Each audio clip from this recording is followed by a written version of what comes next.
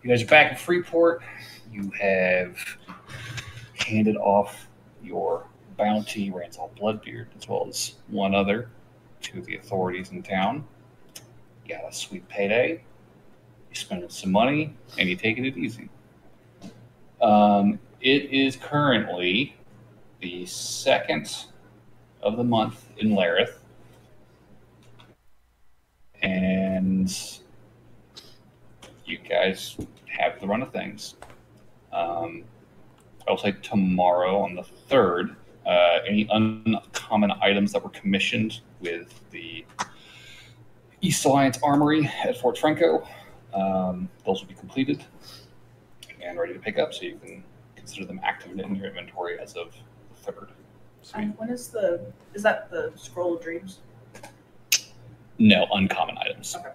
Did you actually get the Scroll of Dreams? I don't think you bought that. I didn't, did I?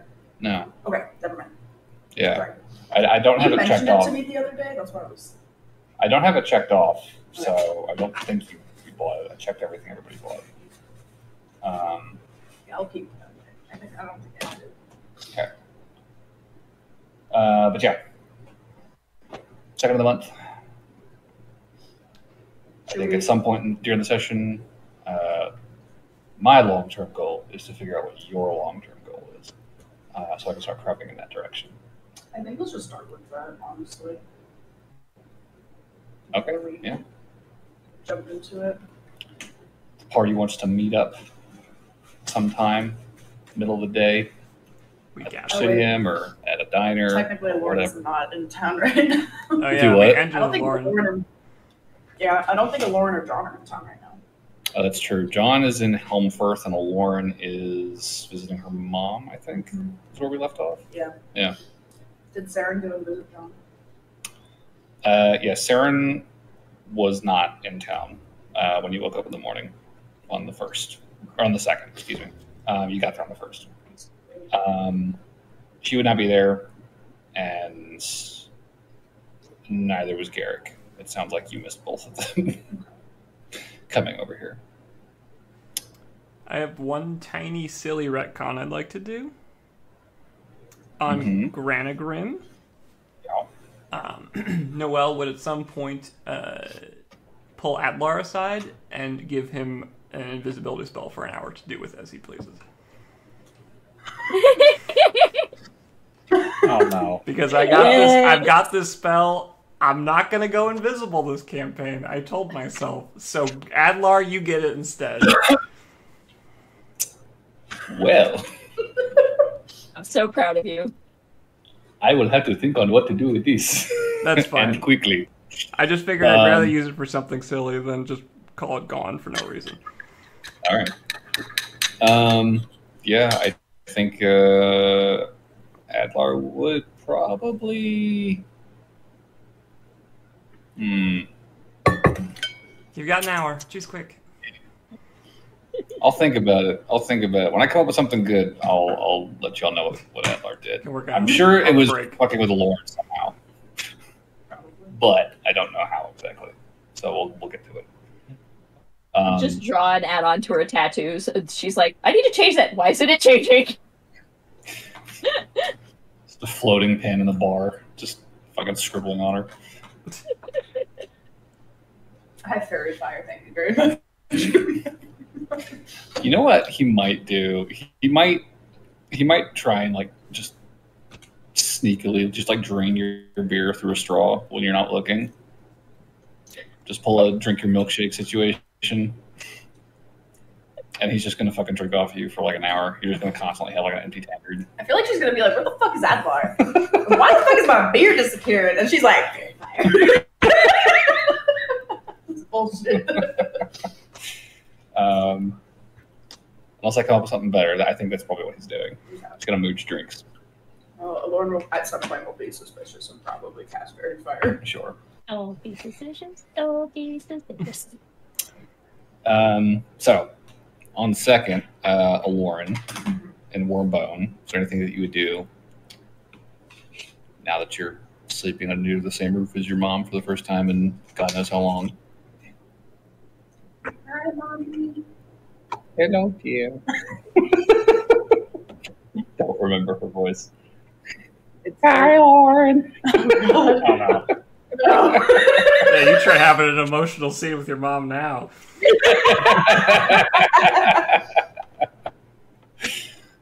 I don't think she really had anything specific. She just wanted to be there for her mom, pretty much. Yeah.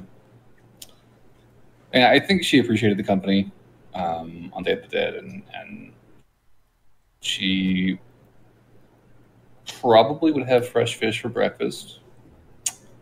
And I think she'd want to catch up, talk about how you've been, what you've been up to. I don't know if you really want to know everything I've been up to. Well, I've heard some rumors, but I'd prefer to hear it from you, Okay. whether or not, maybe if that's actually true. So she'll tell her mom everything she's been doing. Do you leave anything out? Probably the fucking of pirate lords. Fair. It never happened. Sure. I think Miss Ogileth is probably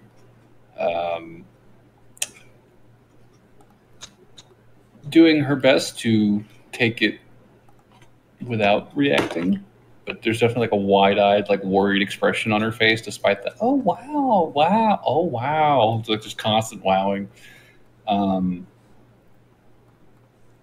you can definitely get the sense she is impressed, but also a little scared for you in light of what you're describing. She'd leave out the Leviathan. Wait, no. I think she would tell her mom about the Leviathan cult and be like, if anybody ever comes here asking if you guys are survivors from like a giant monster attack, say no. For your own safety. Are you telling her about the cult explicitly or just like cryptically? I think she would probably tell her about like the cult just so she can like understand why I'm being kind of serious about it. You think this cult would come looking for us? Well, they're really interested in me, so and because I saw it before, Right. but I don't know if you guys have seen it, but what I gathered is any person that has survived it, they're interested in their story. No, I was in the house when it collapsed, and I had to take myself out. But I didn't see what did it. Yeah, I know what's his nuts will never fucking listen to me, but maybe he'll listen to you. Milgus? Saren's dead. Mm-hmm. I can definitely spread the word. Yeah, just say something else happened. Like, it wasn't some monster sea creature that wiped out the village. It was something else. What village? We've always lived here. Exactly. Great, Mom. Right. Catching on quick. But Yeah, so don't cool. don't tell anybody if they come snooping around or stuff. Do you think this cult had something to do with our village? I don't think they had anything to do with it, but I know they do human sacrifices. Oh. And they're interested in people that have had an experience with the thing. Oh. So. Okay. Yeah. That's still worrying. Yeah. Okay. So please. No intention of. Yeah. Don't. Getting involved with anything like that anytime soon. Yeah, I'm probably gonna talk to the Green Wardens too about it and see if we can just pretend that. Have people not talk about it. Sure. So that they don't know there's like a whole little village of people that they want to possibly speak to. Well, they all left just before the holidays into last week. Yeah. They wrapped up construction, so it should be fairly quiet around here. Yeah, I'll talk to them, but sure. Just to try to keep y'all safe. Yeah, if we see any ships now, it's definitely kind of an eyebrow. Yeah. Right. It would be a pirate ship. It's a real sketchy. Whatever that looks like. Yeah, I don't know. Well, actually, I guess I do know.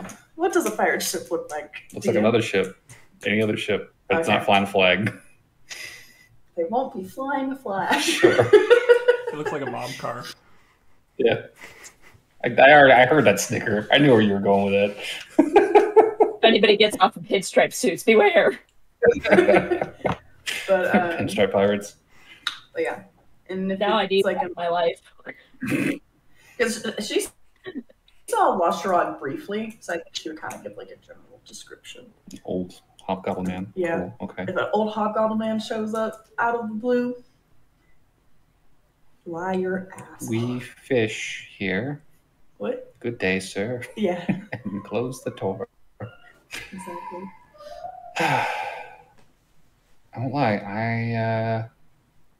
I was hoping for better news. Seeing you again. Yeah. This is a little unsettling, but I suppose it can't really be helped now.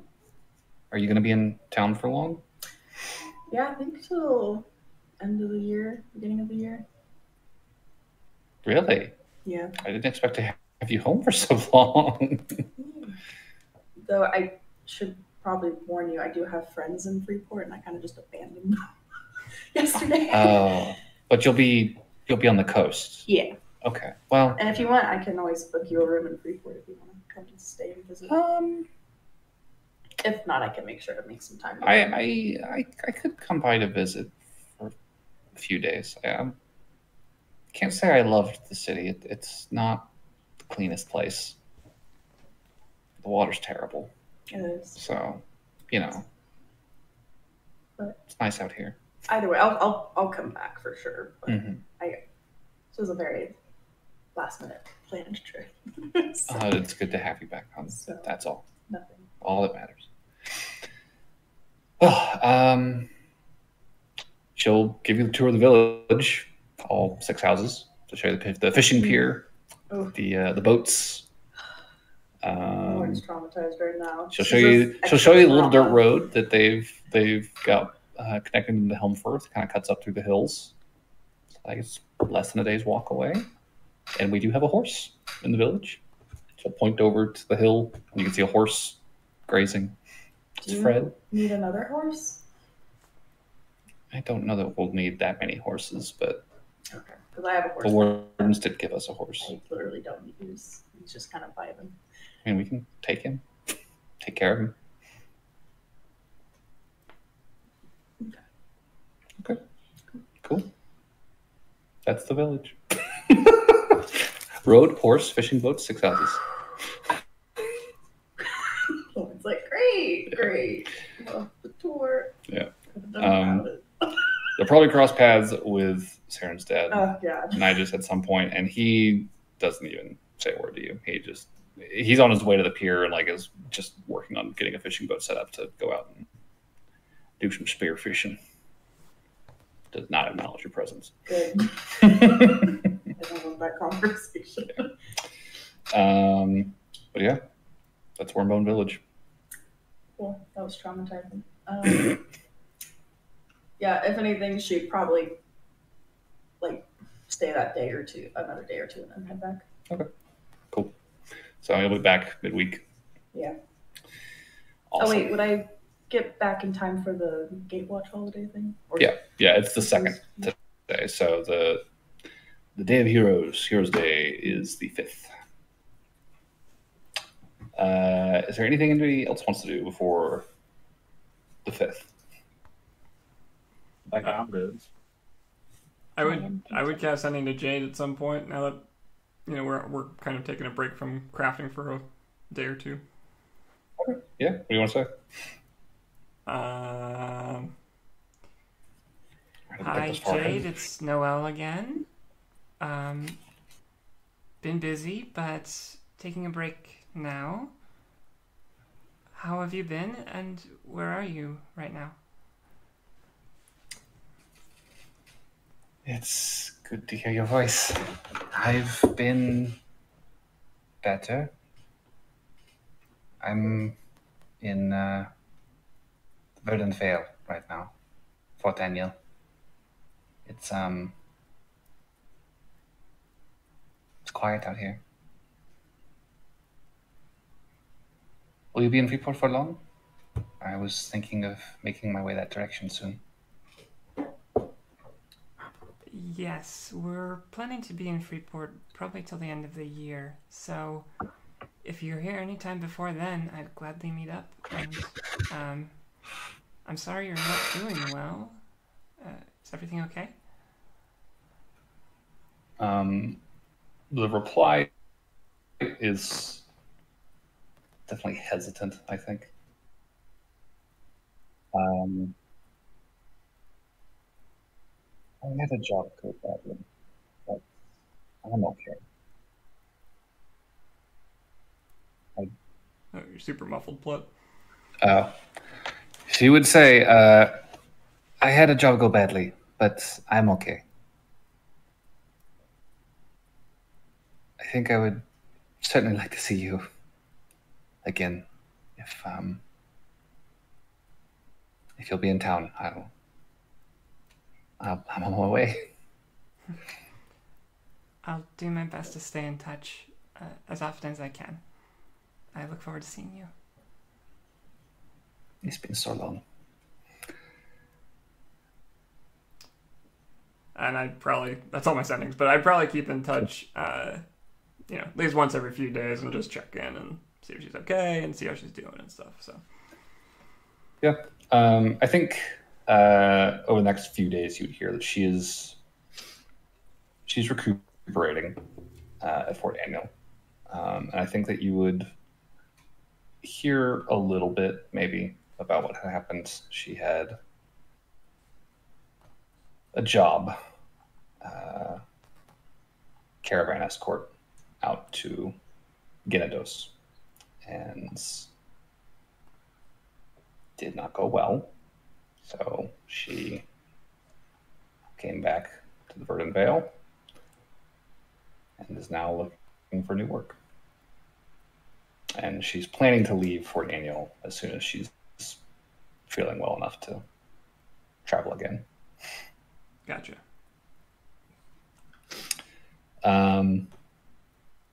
Anything else before the 5th? I would like to go back to the library and look on how gods are made. Okay. Go ahead and give me an investigation check. The origin of that kind of stuff. I would use the librarian.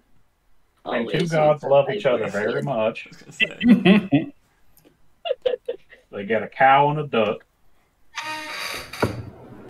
Why a cow and a duck? Are you trying to question gods? No, I'm questioning you. Well, this is what I learned about the cows and the ducks. What you learned? That one of those things do not fit in the other. These don't hurt that attitude. Is this like a turducken scenario? Is that what's happening? Unnatural 20. Unnatural 20. Unnatural.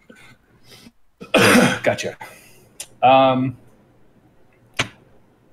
So, what you would uncover in your research over the next few days is that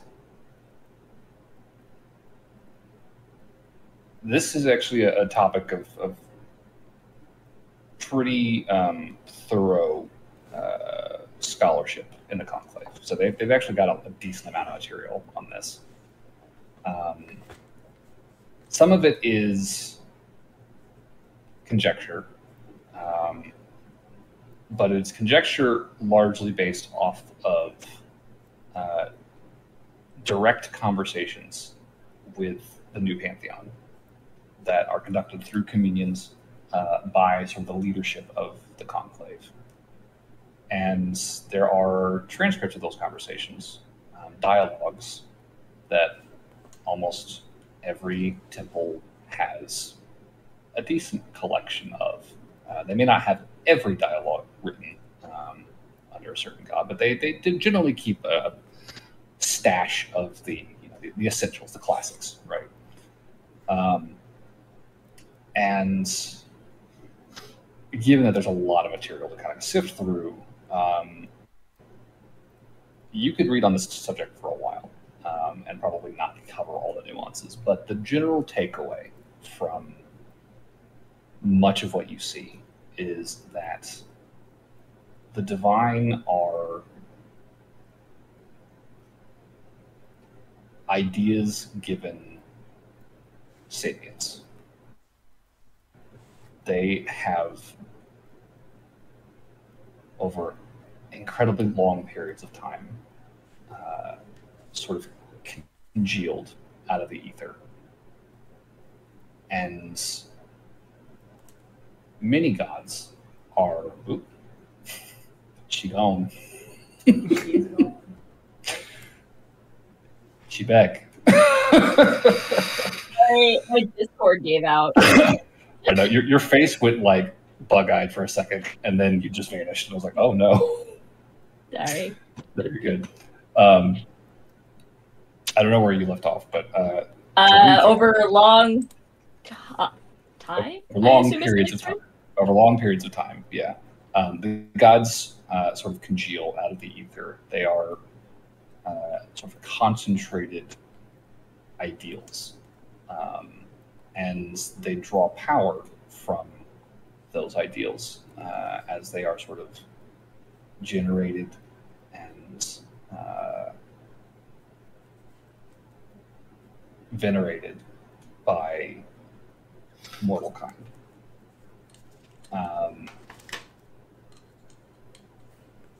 Generally, the primary way for a god to come into being is through this sort of long, slow accretion process. There are accounts of gods coming into being as a result of, direct creation by another god, taking a part of their own essence and molding it into someone new. And there are accounts of attempts to deliberately manufacture a god in ways that sort of try to accelerate the natural process by which they typically arise.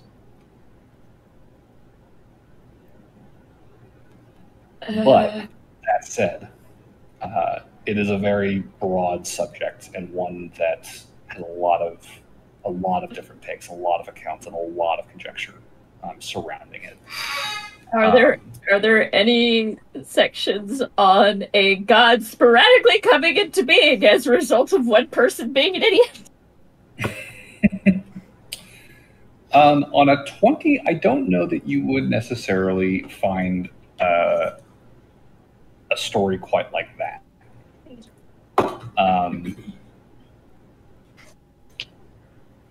I am curious if you would ask about that sort of thing specifically of the librarian, or if you would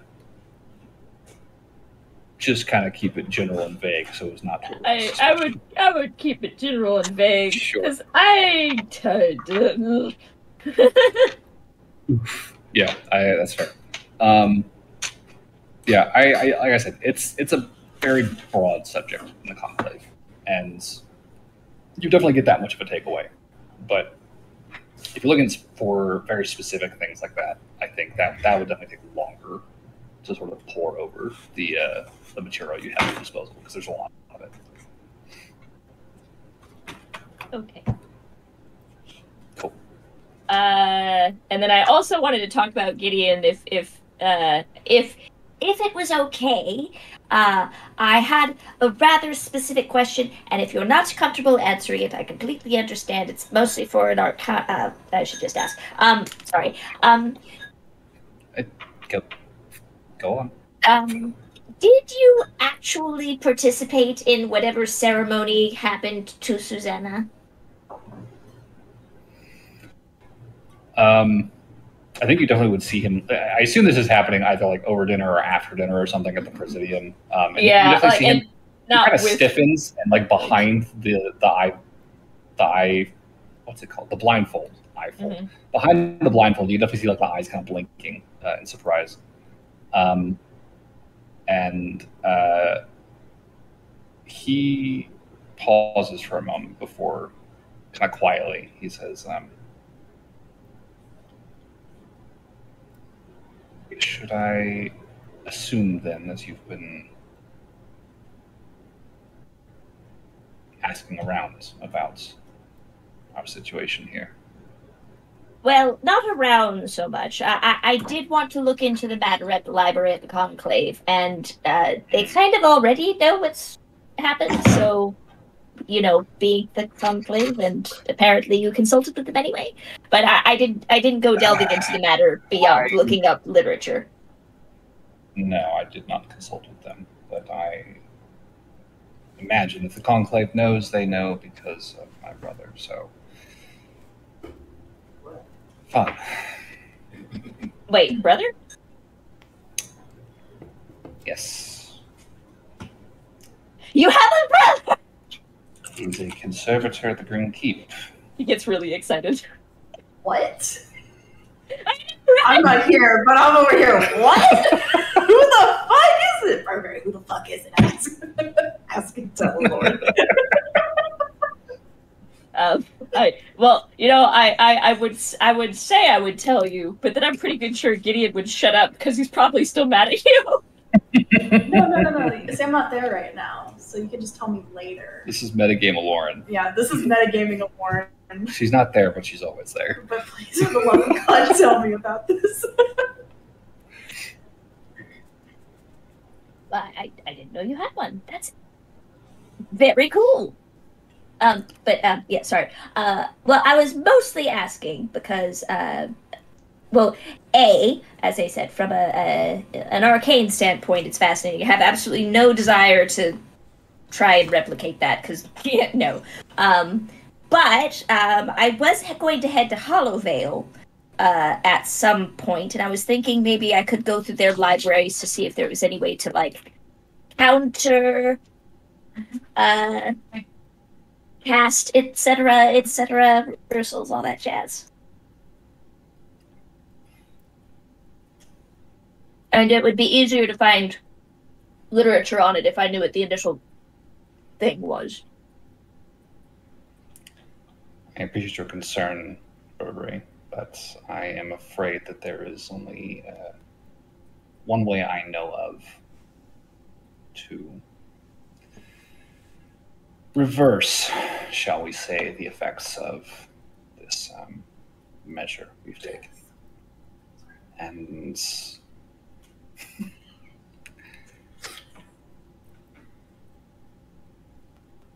Aaron and I, for our part, have too much to do yet to reincarnate. Susanna's still very young. I hardly think it fair.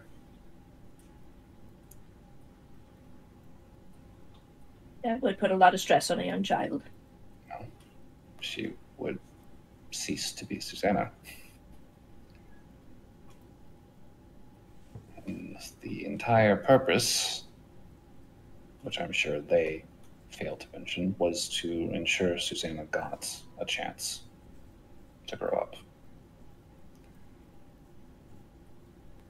When Secundo brought her to us, she was on death's door. Much like I had been in my own time, much like Aaron was after the incursion. And we did not have the means to properly raise her from death, especially as wounded as she was. There is there's a hook. Fiends will lodge in you if they can. They will drag you into their realm to do what they will. And that's hardly a fate that I would wish on anyone, let alone a young girl. But I don't know of any way around it once it happens, except this one.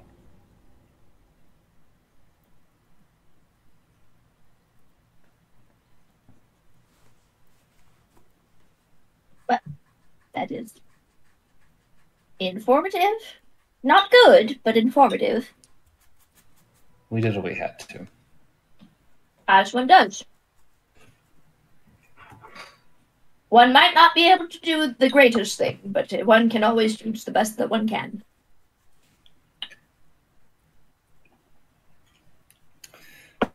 Should I be expecting a call from any of your compatriots at the conclave? Considering the tone of the librarian, I don't think so, no. I believe her exact words were, "Oh, that poor girl." Mm-hmm. Like, that was my understanding, right? Like, that they already knew that. They've been aware. Mm. Yeah. Gideon just has a very sort of sour expression on his face. Well, I appreciate your understanding, though I don't expect it. And for what it's worth, I do think Susanna appreciates your attention. You do seem to be bringing something to the table that we have been unable to ourselves. And I appreciate it. Of course, and this sounds a little weird, but it's good to. I'm happy to help as someone who is pursuing a line of knowledge that no one here has before. I don't see many priests in your midst. No, they have shied away from the watch for quite a while now. Well, luckily, I'm not quite on the lawful alignment. Well,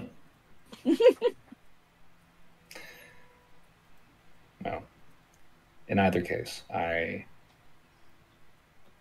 do appreciate the help that you've offered Susanna so far.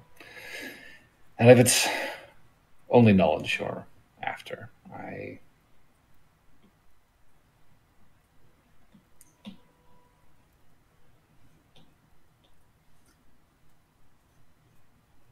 I'll think on it.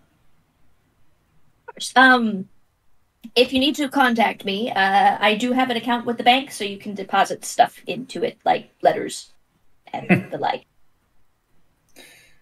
That's good to know. Figure it's faster and cheaper than mailing it. And I'm not in a fixed place, so mailing it would be kind of iffy anyway. If you are gone before we, or I suppose before I make peace with the idea, I will reach out to you that way. Of course. I need to go talk to Secundo. I keep wanting to call him Secundo because my brain is stuck in freaking Stardust. But Secundo, yeah. I need to go talk to Secundo a little bit regarding the trinket that I gave her. All right. Well, I'll leave you to it then.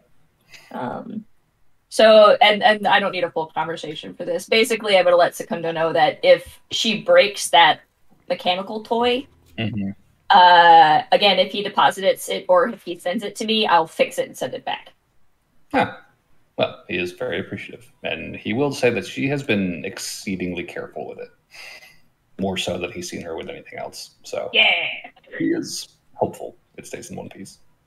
Well, honestly, I was trying to see if I could fireproof my horse so that she could play with it, but I don't think that's an option. I think she might be a few years off from horseback riding. I did also give her a chessboard, so if you know how to play chess, that is something that she can do with you. I mean, I'm not very good, but that's okay. Neither is she. I suppose that's fair. Well, thank you. I believe that the last time I tried to show her how to castle, she stacked all the rooks on top of each other and then put a knight on top of that.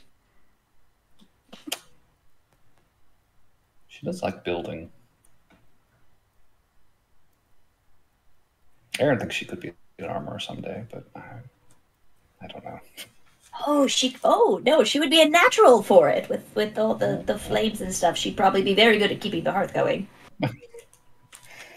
If she ever learns any patience, I maybe. We'll see. Maybe I could make like tin foil origami.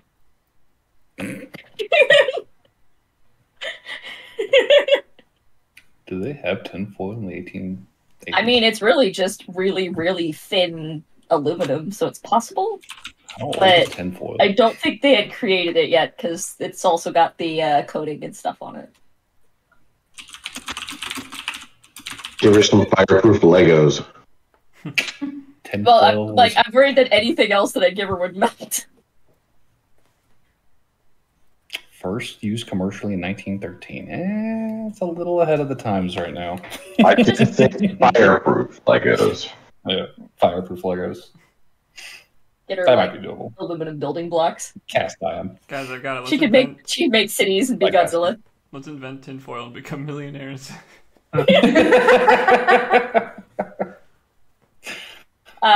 Planes are at it. You know what? That would be fun. Yeah, I'm gonna go commission aluminum or like a light metal building block. Okay, sure. Yeah, I mean, I think there's probably a metal worker shop, little artisanal thing you can go find somewhere in Freeport. You know those wooden toys that they make that you stack on top? I want those, but in metal. Metal Lincoln logs? That's brilliant. Why haven't I been doing this whole time? Who's Lincoln? No, Pretty sure he wasn't attention until Lincoln logs, right? Yeah. Oh. What's a Lincoln? I tried wooden ones, but they kept throwing it into the fire, and this just seems a lot more. Oh, it's sturdy. It's brilliant. Yeah. No, I'll start making some molds. It'll probably take him like a week.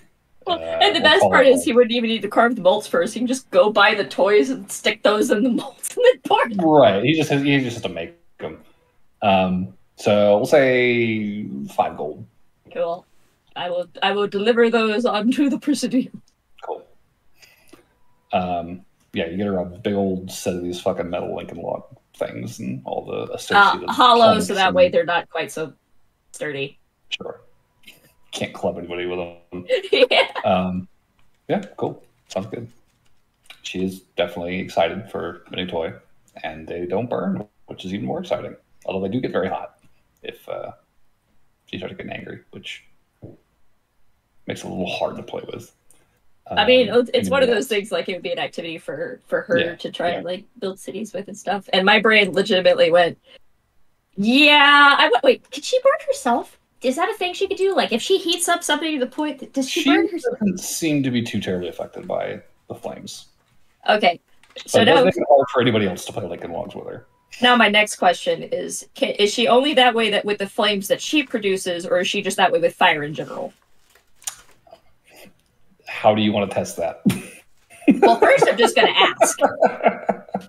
You just ask her. Yeah. Yeah, I mean, her response is probably something along the lines like, "Fire's not hot. What are you talking about? Everybody's such a baby about fire." Well, most people can't handle it without burning themselves. People are weak. That is accurate. But that's part of the stuff that makes us fun, right? Because, like, why would we build houses if we could just not need them? Weakness causes creativity. That's a head scratcher for her. Now she's really deep in thought. I'm just imagining Carrie, like the movie now. Terry. Don't let her go to school. Oh, Carrie.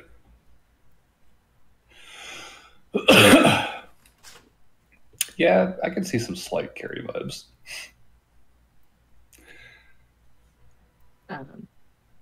Well, It makes me think of that whole like whenever somebody's like, "Man, humans live such a short life," and you're like, "Well, yeah, but that's what makes life worth living." Like that's what but if you had more life, you could do more stuff. Poor humans and their short lives. if she says that, I'm gonna look very disturbed. No. Joke's on you. You should just be 12 forever.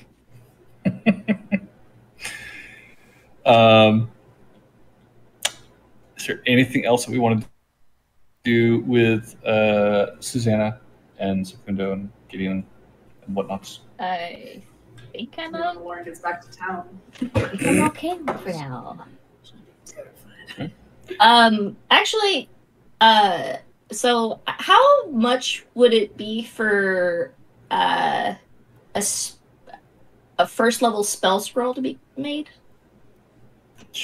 Probably like 50 gold-ish on average. And if I assisted by using my spell slots? Yes, that's a common item. I mean, it's going to be cheap. It's going to be very cheap. Okay. Basically, I want to make them and give them to the Presidium so that they can play with her, and if they do get hurt, they can just fix it. Sure. Let me see here. Because Well, I did if just basically give her molten hot projectiles, so it seems only fair. If you're looking to make your own scrolls, it's 50 gold a pop at first level. And it just takes you, or no, not even 50. It's 25 a pop, and it'll take you like 2.5 days to make a scroll. Okay, I'll make 3. I'll make 3 for in case of emergencies. Okay, cool. Just like cure wound spells or something. Yeah, just like something that's basic. So again, if she throws a very hot piece of metal at them, they're not gonna. Sure. Well, I think getting there, they're definitely very appreciative. So they will gladly take those off your hands. Anything else? John, Barnaby? I think that's all I got. I mean, I'm fine with it right now. All right. I've already handled everything I need to handle, so I'm good to do whatever. All right. John's head down, working hard at the orphanage.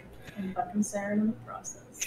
Yeah, Saren probably showed up like a couple days after you got to Helmfirth and just fucking tracked you down and spent like the afternoon hassling you while you were just busting ass, just sweating up a storm.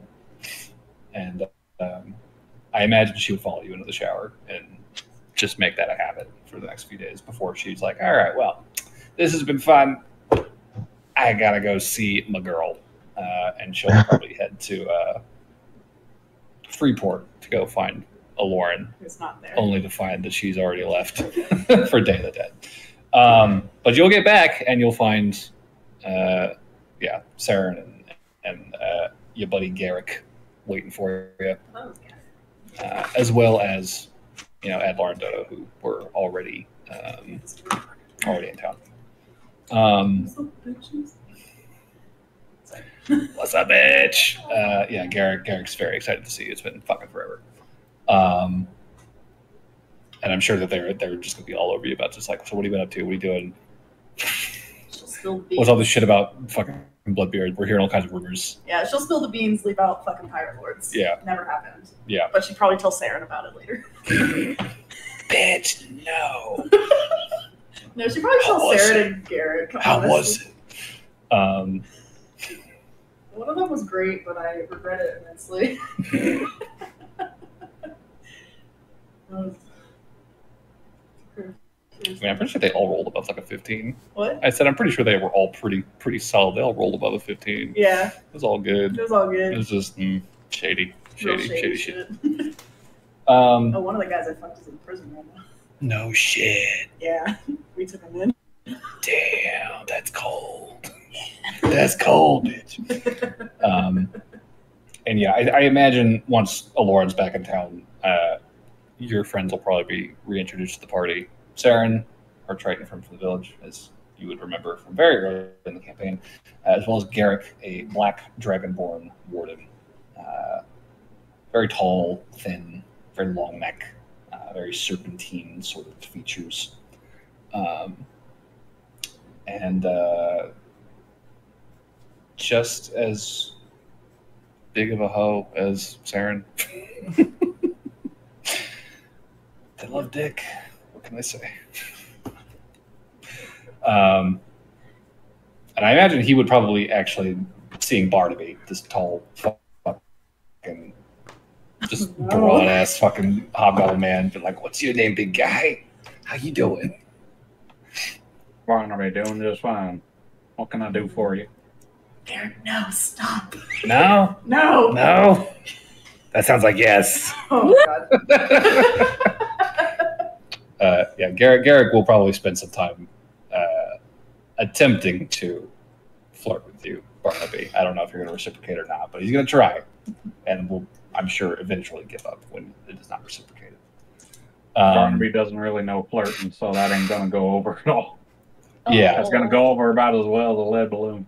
A small, disappointed part of Cat is sad that Barnaby is not somehow gay.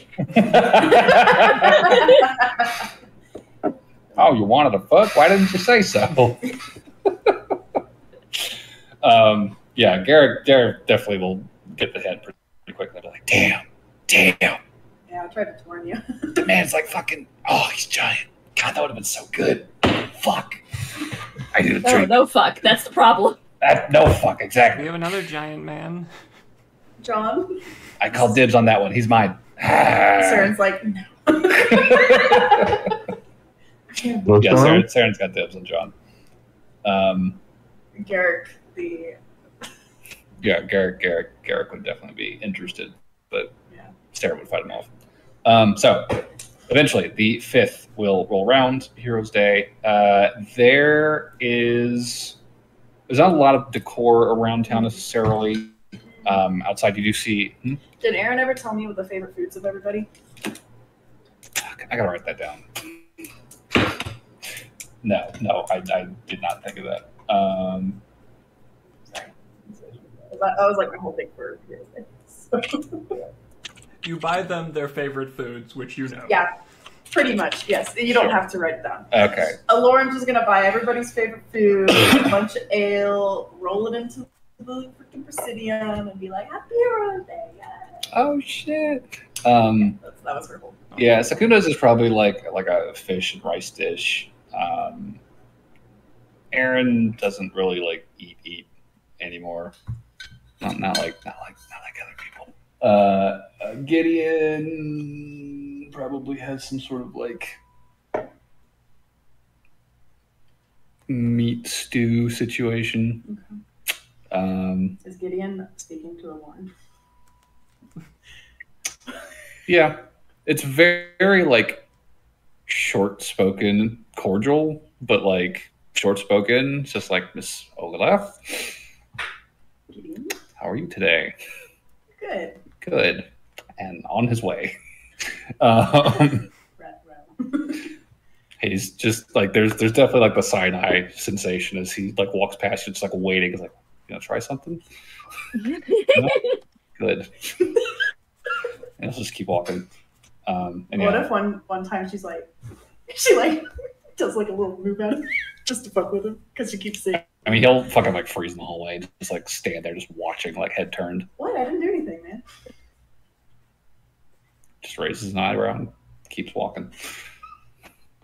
Lauren, you're gonna get turned into something, and you're gonna be on it for several days. And you're just gonna be stuck.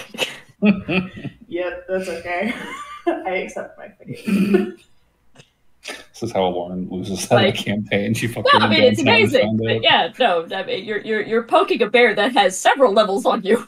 It's fine.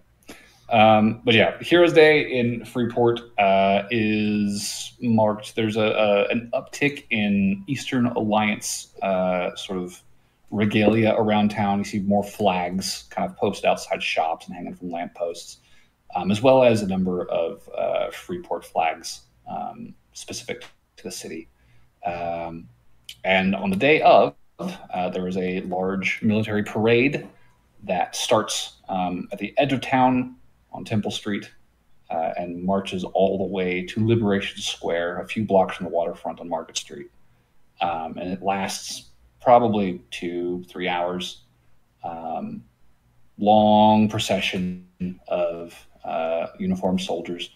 There's numerous bands staggered throughout the parade, all playing loud, brassy instruments, banging drums, confetti and streamers and all this.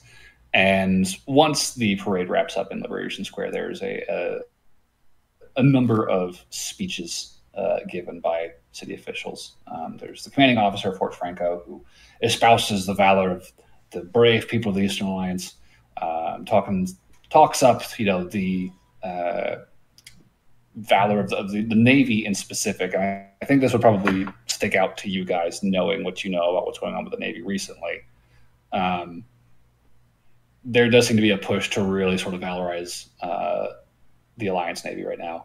And they will actually comment on how Alliance forces recently brought the notorious pirate Rance Hall Bloodbeard That was us. custody. You liars. No, technically they're not lying. They did bring him into custody. They're just not the ones that brought him to them. Yeah, no, they're like, and to their credit, the Eastern Alliance has Rance Hall Bloodbeard in custody at Yamadazath Penitentiary as we speak, and there's a big cheering from the crowd. Da, da, da, da. Boo, Lost Emeralds for the win. And Lauren's not there. I know you're not. The mayor is probably, they go on and talk about the danger of the incursion 50 years past and how Freeport might well have faced the same destruction as cities like Holborn or Morit on Landor. But thanks to the brave people of the Eastern Alliance, of the Teleth Maleg, and the valiant resistance mounted in Landor, the incursion was pushed back, and that's all thanks to the blood, sweat, and tears of the people of the Emerald Coast. Huzzah! Lots of cheering, lots of banners waving, no mention of the Gatewatch. It's a lot of pomp and circumstance. And it is a very stark contrast to what you guys see at the Presidium, which is really just like another day for them. There's like no observance of this holiday whatsoever until Lauren walks in with all of this fucking catered food. To the surprise of the Presidium. And yeah, you guys can sit down and have a nice meal. Is there anything in specific anyone else would want to do on this day? Noelle's gonna wear a shirt that just says the Gatewatch is cool when she does stuff all day. I feel like if Lauren's out, she's like, the Gatewatch helped a lot too. Also, we brought in Bloodbeard, you assholes. That was you? Yeah. There was not the Eastern Alliance. They have no goddamn sway. There's some fucking just random guy here walking by like, wait, you did that? Yeah, man. You're the Lost Emeralds? Yeah. Holy shit, guys! Wow, he believed you. Yeah, right? Holy shit. I would like to submit my tiny journal of the gods that I've researched up to this point to the library. Okay. I've researched. Researched. Yeah. I do think that the librarian, the little halfling fella, definitely kind of looks at you curiously. He's like, how did you come across these? I went through a lot of very, very dusty bookshelves, the very, very back of several libraries throughout the continent. Yeah, give me a deception check for that. I mean, technically that's true. Some of them. Not all of them. Okay. I saw the one and I was like, oh no. But it's okay. It's okay. It was the 10th place. Ah. And hey, I have exactly 0 deception, so thank God that's a 17. 17, very nice. I think the librarian says, well, I mean, I certainly won't turn down a collation like this. I much appreciate it. Thank you. And how should we attribute this particular document? He'll kind of open the byline just to make sure you're credited properly. Oh, you could just say at the Burberry of the Blank Hall, like whichever location I was at before I poofed. I mean, you would have been probably in the Court of Stars, honestly, if you There we go. if you had access to an orrery. Yeah, he'll make note of that and tuck that away on a shelf. It's like, oh, much appreciated. I do think as you were leaving, you'll probably find Lady Boldenil or Mother Boldenil not like far outside the door of the library, just kind of like one eyebrow slightly cocked. What? Dusty libraries. Actually, yes. I mean, you really should see the one at insert name of one that I've been to here. It was like caked. I couldn't get the dirt out of my finger pads for weeks. Well, but you know, the other finger pads. Anyway. Any dangerous names in that document? Hold on. All right, no. Because they aren't in there. There are gods spanning several different alignments, but each of their alignments have been noted underneath the name and what rumors were about them, like, or at least my best guesstimation of what their alignment was whenever I found subject matter, and I left what's his nuts out of it. Bad guy. I appreciate your thoroughness. She'll just kind of give you a nod and probably just head into the library, and you'll hear her talk to the librarian about something completely unrelated.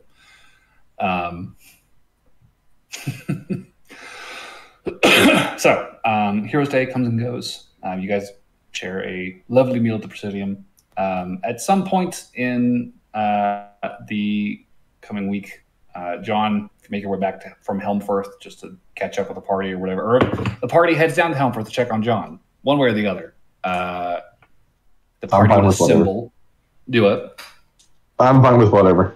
Okay, yeah. One way or the other, you guys will assemble somewhere in Freeport or Helmfirth, somewhere in between, and be able to sit down, catch up on what you've been up to, and maybe do some planning. Well, I'm going to bed, guys. No. All right. Yes, it's been a very long day. Yes. You're killing me. I suppose we should talk about what we plan to do next after our little vacation This here. is promptly where all of our characters decide to retire. Guys, we have so much money. What's the point? All this Leviathan cult shit is somebody else's problem. Just my money's gone already. You have been How? using it for a good cause, though.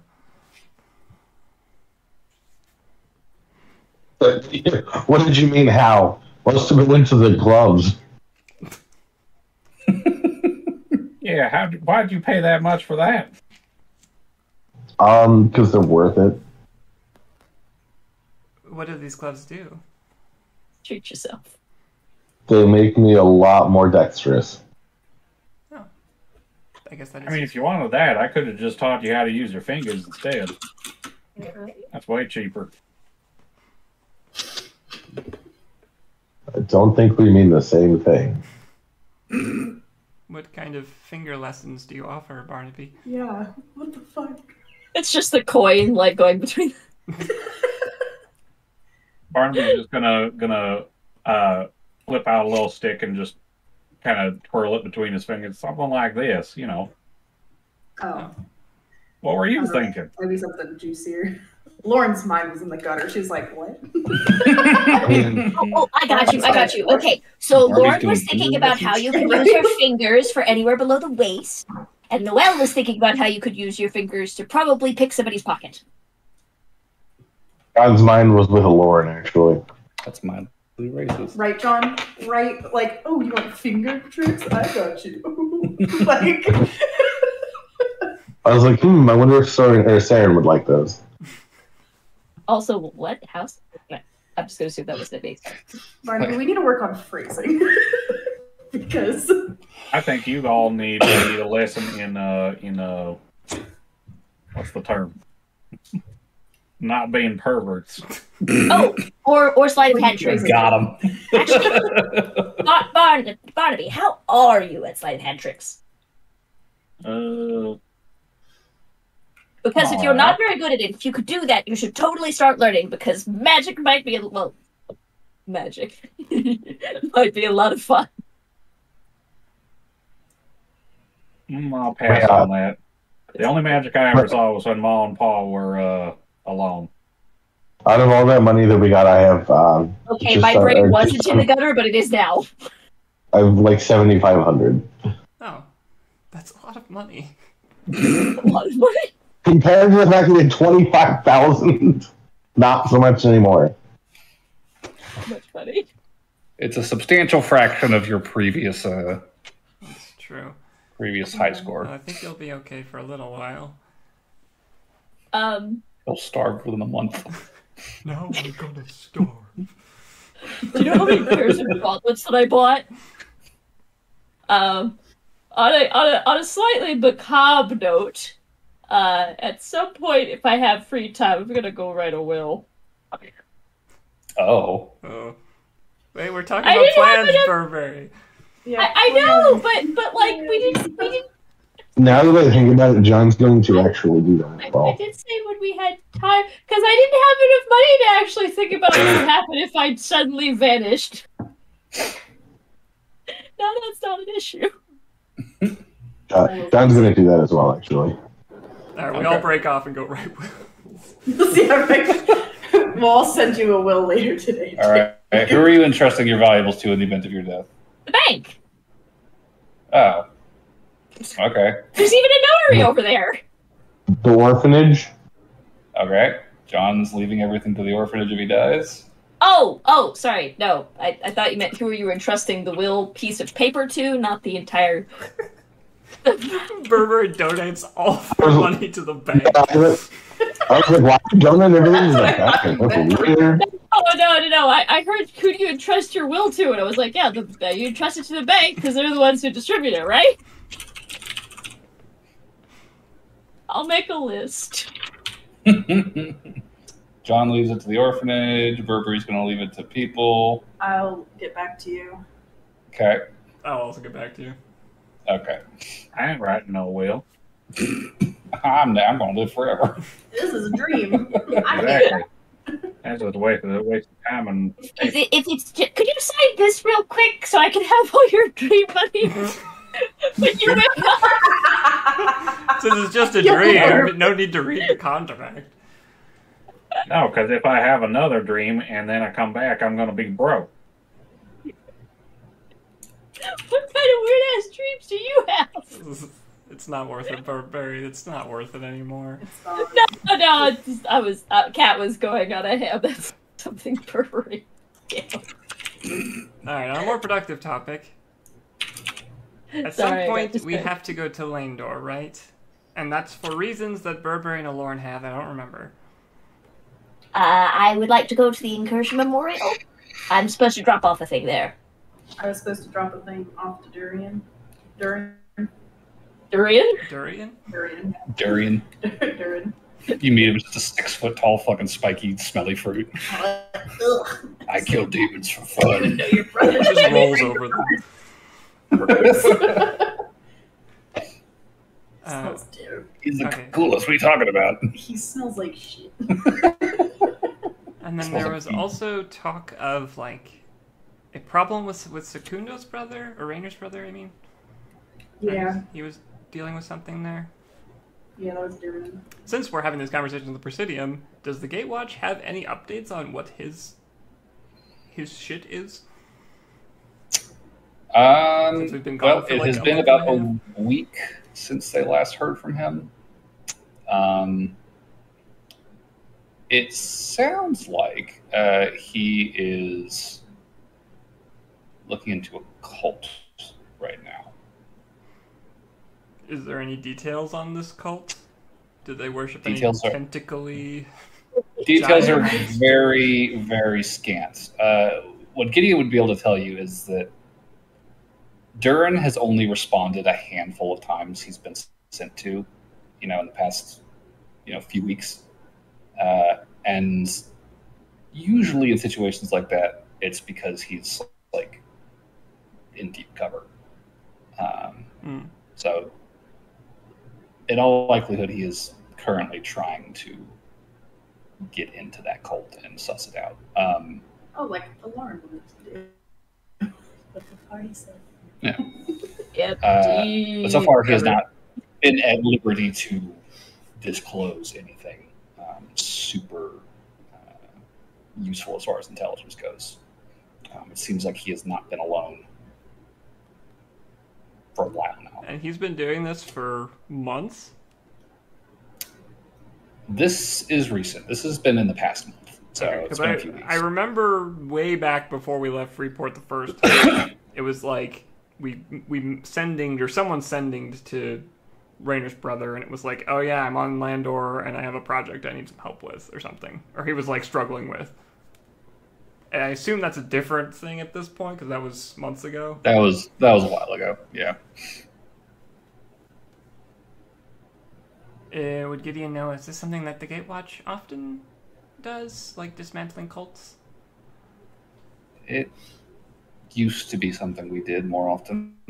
It's harder these days with our numbers as diminished as they are. But Durin has been our eyes and ears in Landor for decades now, and this is definitely not the first time he's ever run such an operation. Gotcha. Okay, that's good to know. Well, going back to the party, assuming that... go ahead, Lauren. Sorry. If he's run operations like that before in Landor, wouldn't like the cultists already kind of know that he's a Gatewatch person? And to be wary of him? It's all different cults, kind of like undercover cops. Yeah. Yeah, I guess, but... I mean, maybe you feel like the cultists, there might be some overlap.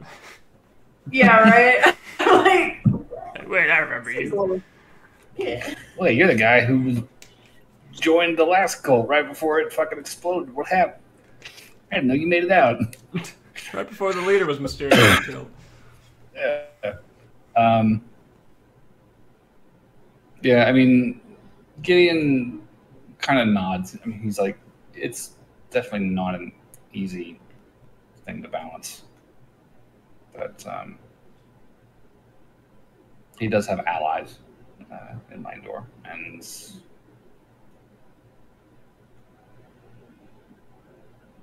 I hope he'll be all right this time. I mean, it's always a little nerve-wracking. That's fair.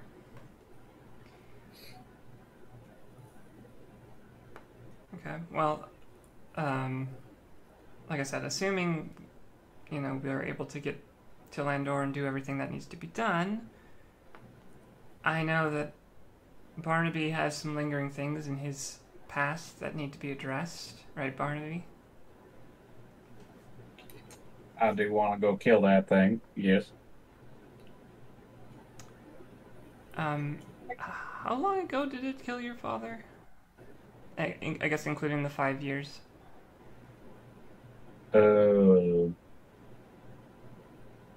Pretty much that same year.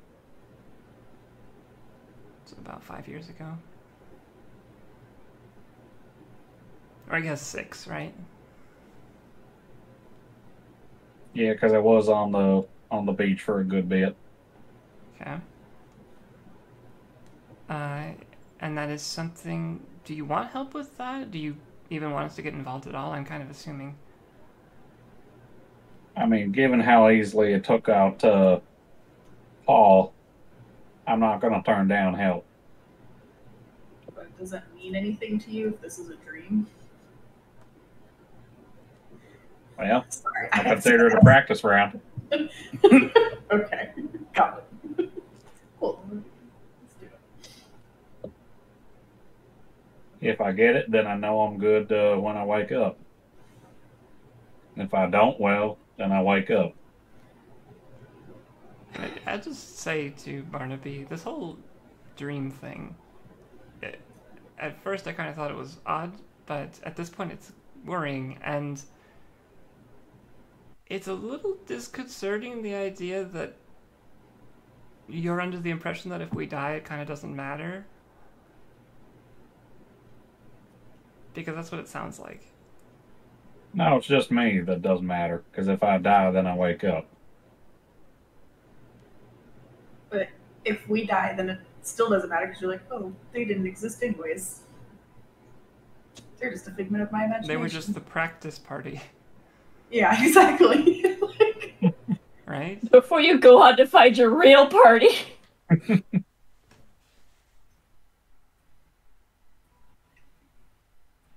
I mean, you're not technically wrong with that, but I mean, I do care about y'all. Lauren's like, how can you care about somebody if we're just a dream, man? makes no sense. I'm just Oh my saying, God. Barnaby, it does not instill much confidence. Yeah, I feel like if you had to choose between like, oh, helping the party, and then you're like, or I can run away and I'll live, I feel like you'd fucking run because we're just a figment of your imagination. We don't really matter. I'm done running. I ain't gonna run. You ain't gotta worry about that. Lauren has no confidence in that statement. Okay, sure. He's gonna leave us. If I was gonna leave you, I would have left you after Willem. I'll put it that way. The coconut crabs. If he gets attacked by coconut crabs, he's leaving us. I didn't leave you when those ones attacked us. Oh, that's true. What if it was more Barnaby? How many coconut crabs would it take? I feel like you're rigging the question a bit there, Lauren. Yeah, sorry. I'll stop. That's like asking someone point blank, so how much money would it take for you to betray me? How many coconut crabs do you think Gideon would hate? Oh, I bet it'd be like mounds. Does anybody have an illusion that wants to help me with something? Illusion wouldn't help you. He'd see right through them. Oh, that's right. But you could turn into one. Oh, wait. I could get a bunch of giant insects. I could turn insects into big ones. We'll figure this out for next Granagrim. Okay. But it's a good idea to pre-plan. Barnaby, is there anything that we could say or do that would convince you this isn't a dream? Is there anything that you know can't happen in a dream? Can I just say something really fucked up? Real quick. I don't think that's going to convince him. I feel like this is the only way. We kill him and bring him back to life. Oh, It would cost us 300 gold. Really? I mean, at this point, I feel like that's the only fucking way. Because that's the only condition Barnaby has ever said that he's like, well, if I wake up after I die. No, that wouldn't work. Because if we kill him and then wake him up, he'll just think he fell asleep or went unconscious. Not if we literally just ganked him. No, legitimately, the only way to convince him would be for me to burn a lot of spell slots and a lot of money to, and I'm sorry, Barnaby, I don't mean to sound like, I mean, I'm super excited about it. We're not excited about this. I'm glad for that. But I feel like the only way that this would, in theory, work is if we killed him. I spoke with the dead so that some part of his consciousness would come back and talk to us while he was dead before resurrecting him. And no offense, but I'm not sure that even that would convince him because he seems pretty dead set at the moment. Well, Sounds like a fun scene, though. I'm down. I'm down. I'm down. I'm Dude, I got certainly curious removed. if Barnaby does have an answer to that question. Is there anything at all that you could? I mean, if you put me on a spot like that, I'm not going to really have a good answer for that. All right, so come back. So not currently, no. That I can immediately think on. What is Barnaby? Do you have dreams? Yeah. So is this like an Inception thing, or You never played. What's that? like when you have a dream inside? I just figure it's yeah, pretty much just another dream. And that's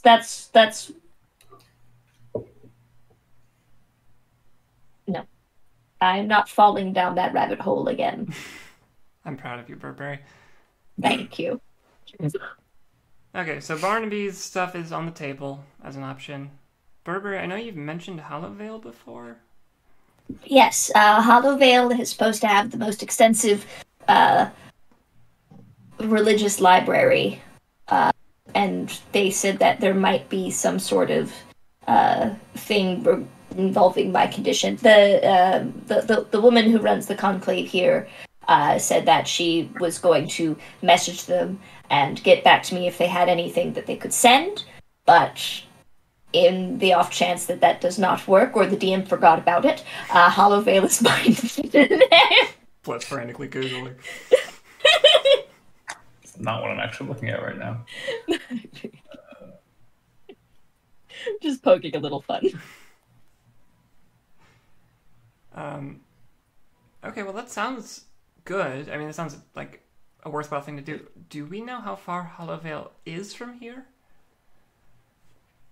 I do not know. Have I ever actually been to Hollowvale? Do I need to roll for that? I would say you probably have not been to Hollowvale, since you are also, like Noelle, pretty new to the Emerald Coast. I think this is one of the few regions your family probably did not travel through in your journeys. If we use our map, could we guesstimate? Yeah. I'd say give me an intelligence check.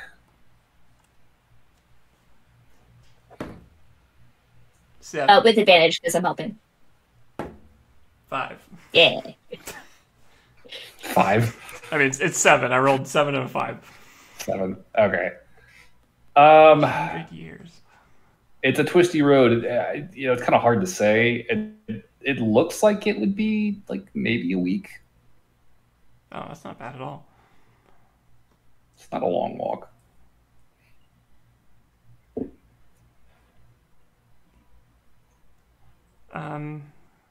So that's something that we can do too. Beyond that, I feel like for Lauren, we don't really have much to go on with the Leviathan stuff right now. I know that's something that you're keeping an eye on, though. Yeah. Oh, and John mentioned to me that there was talks of like drug groups kind of kicking up around here again. I was going to bring that up with the party before, but we haven't been together for a while, so I haven't had a chance to really look into it, but it might be worth asking around and seeing if we can find out anything about if it's the White Cartel or not. Just to know if they're in the area.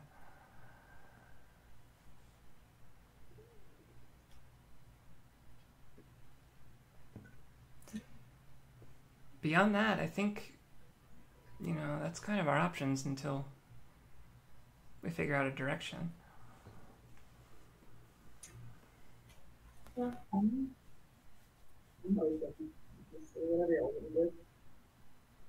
Oh, question out of character. How much Revivify diamonds do we have as a party? Because I'd love to get enough that we have one for everybody. I have 300 on me. I know Burberry's got at least 300. Yeah. And I think, is that it? Just Just the I 600. think there's another three. I think there's another 300 floating around. I thought Burberry had enough for 2. I don't have them currently. I know you don't, but you did. Is my point. At one point, yes. Yes.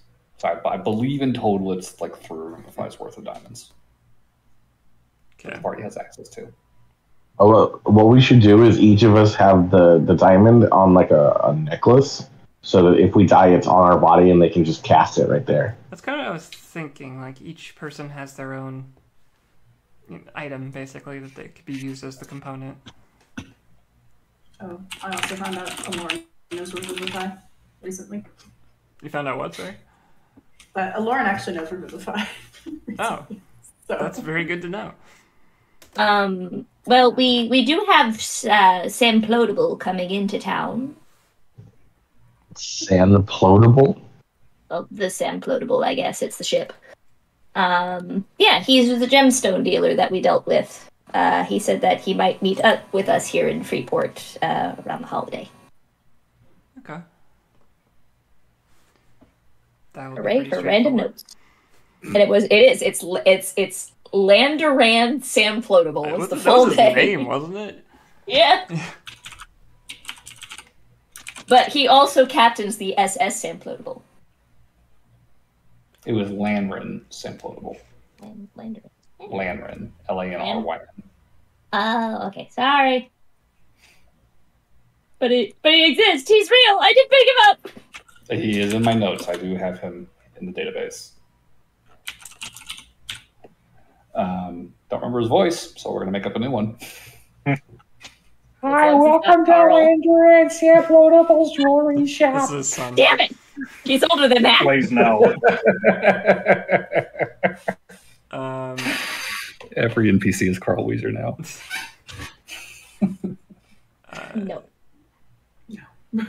I don't even have what race he is. Oh, God. He He could be a gnome. He was a gnome.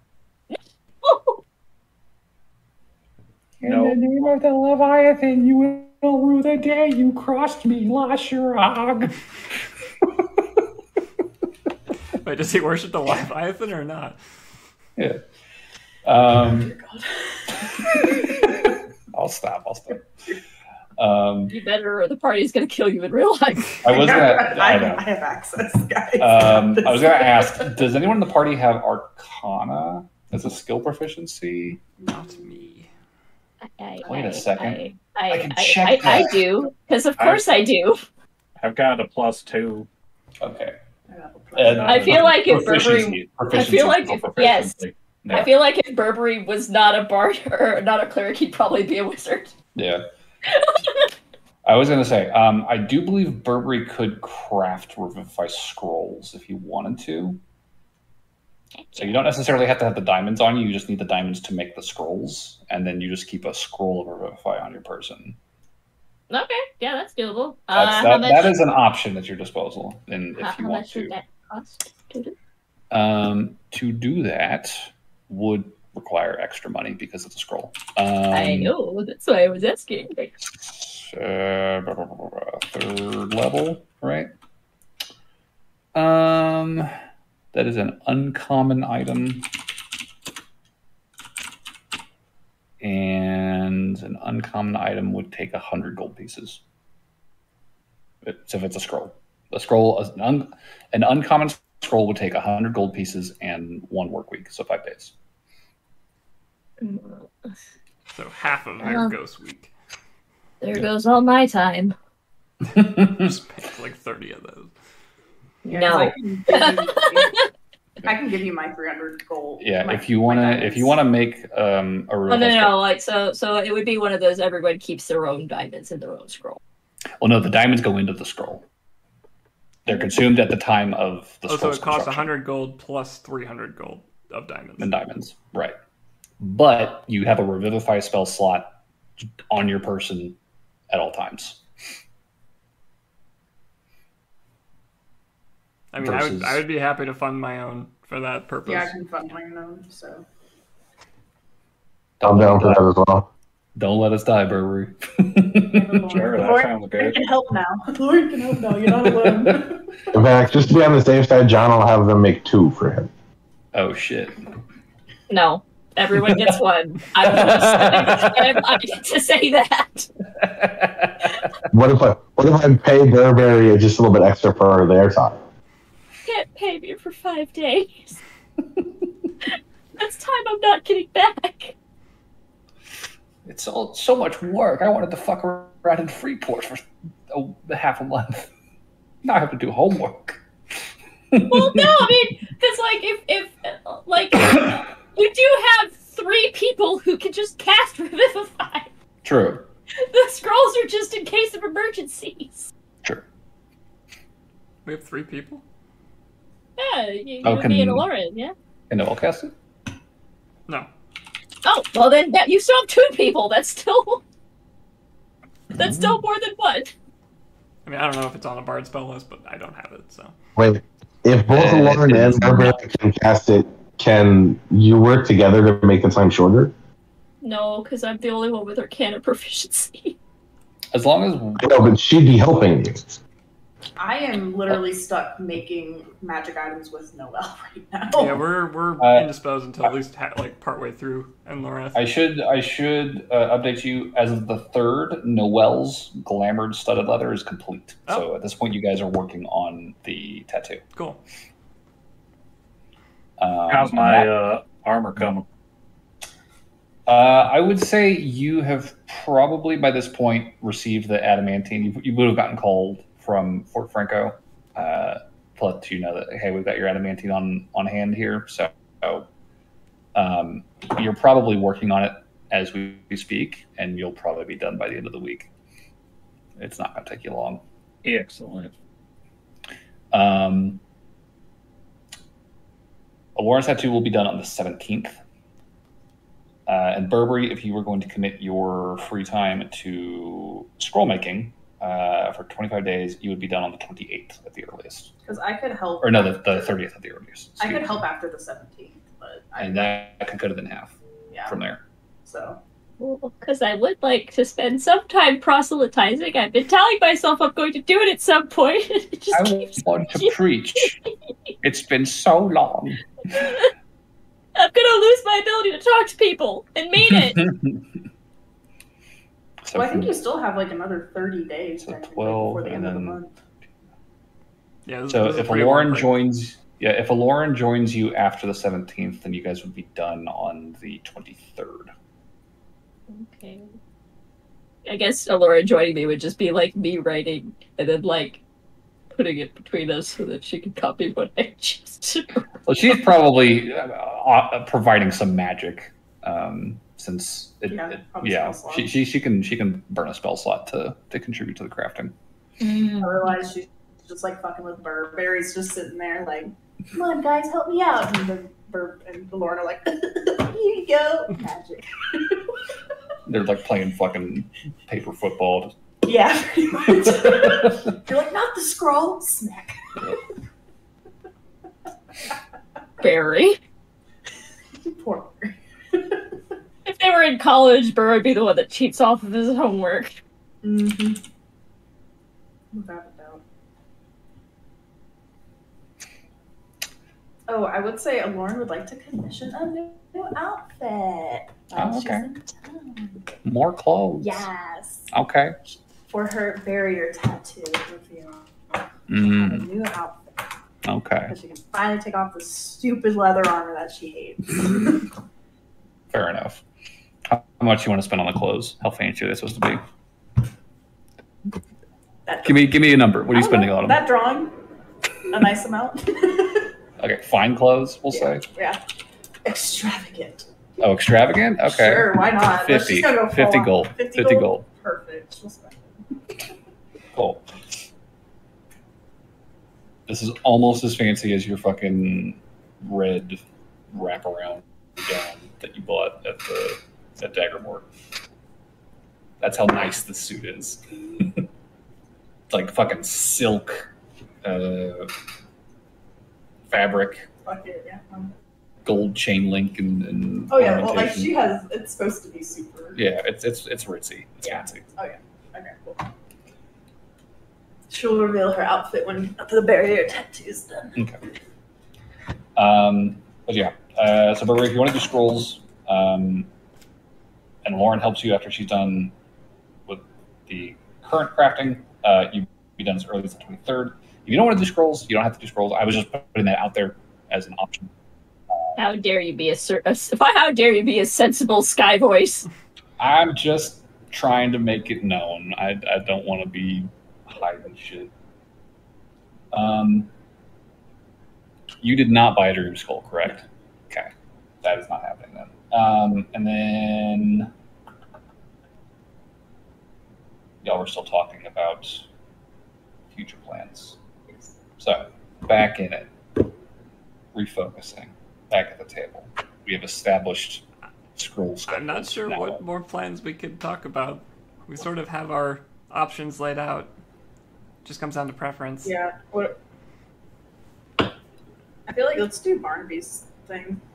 Maybe killing it might get him out of his dream state, man. Who knows? One might hope. So wait, Yeah. isn't this weird thing supposed to be like in the Feywild? Yeah. We don't. That would be so exciting! We might see all sorts of fey creatures, and there might be other fey deities that we could look at. He seriously would be a wizard if he was the cleric, my god. Probably. Are we going to be visiting your family then, Barnaby? While we're there? Let's not say we didn't. Did you just say let's not and say we didn't? You Yes. did. Yeah, better. Is this because your mom is mad at you? You could say that. Maybe his mom is the monster. I mean, she cut out someone's tongue, didn't she? It's pretty dark. So we're not gonna visit your family. We're just gonna go to the woods and try and track down this creature. I would prefer that, yes. Okay. Are you going to your family after you track down the creature, or are you just staying away from home forever? If I could avoid them, I'd prefer that. Is there a reason you're avoiding your family specifically, other than your mom being upset that you were gone for 5 years? All right. That does it. I'm getting tired of talking about something I don't want to talk about. You want to know all about me? Fine. All right, get everybody in here. Everyone. I ain't gonna be explaining this more than once. Get everybody in here. She's ready. She pours herself a drink. She's like, "Let's go." Use Barnaby's, the mug I got you. I don't want you forgetting this. What's that supposed to mean, Barnaby? You know exactly what. I knew it. She's like, "How could you do this to me?" Wait, what mug? I got her a fancy mug. Ooh, what kind of A mug? magic mug. Magic mug that doesn't allow me to get drunk. Wait, what does it do? It just I- removes I- alcohol from things? I purchased a tankard of sobriety for her. Fucking do it. God damn it, Barnaby. Oh, Yes. that was very smart. How terrible of you, Barnaby. Lauren's like nervously side-eyeing you, Lauren, and she says that. Out of character, real quick. Oh, that's I great. don't actually know what a mug of sobriety does. So you can drink ale, wine, or any other non-magical alcoholic beverage poured into it without becoming inebriated. That's actually pretty cool. Has a stern face sculpted into one side. That's pretty cool. Lauren's giving you a stern face, Barnaby. She looks just like It matches the her mug. mug. Yep. She brings out the mug, looks at the face, matches it, and then Exactly takes why a I bought it shot. for you. Like, all right, let's go. All right. I think everybody who might be interested is here. So Good, because I don't want to. I ain't gonna tell it more than once, even if this is a dream. So, because like I said, once y'all wake up, you won't exist anymore. So, and if it is really reality, then I will only slightly regret telling this. We're ready, Barnaby. This ain't exactly a happy story, and I don't really like telling unhappy stories. Everyone puts their notebooks down. Well, damn it, I don't want to write down a sad story. respectful. Why don't you balance the sad story with some gumbo? You know what? How about I just make up a nice batch of sweet cornbread with all the fixings and all that instead of telling a sad story? How about that? I'd rather Only if you write the sad story in the icing. I ain't gonna have enough icing for that. But clearly you need more icing. All right. I know I need to stop running from y'all about it. Y'all been real patient with me, so I guess it's only fair you hear the truth. All right. It may come as a shock to y'all, but I'm a hobgoblin. And as such, we was raised to respect family. Family is all you got.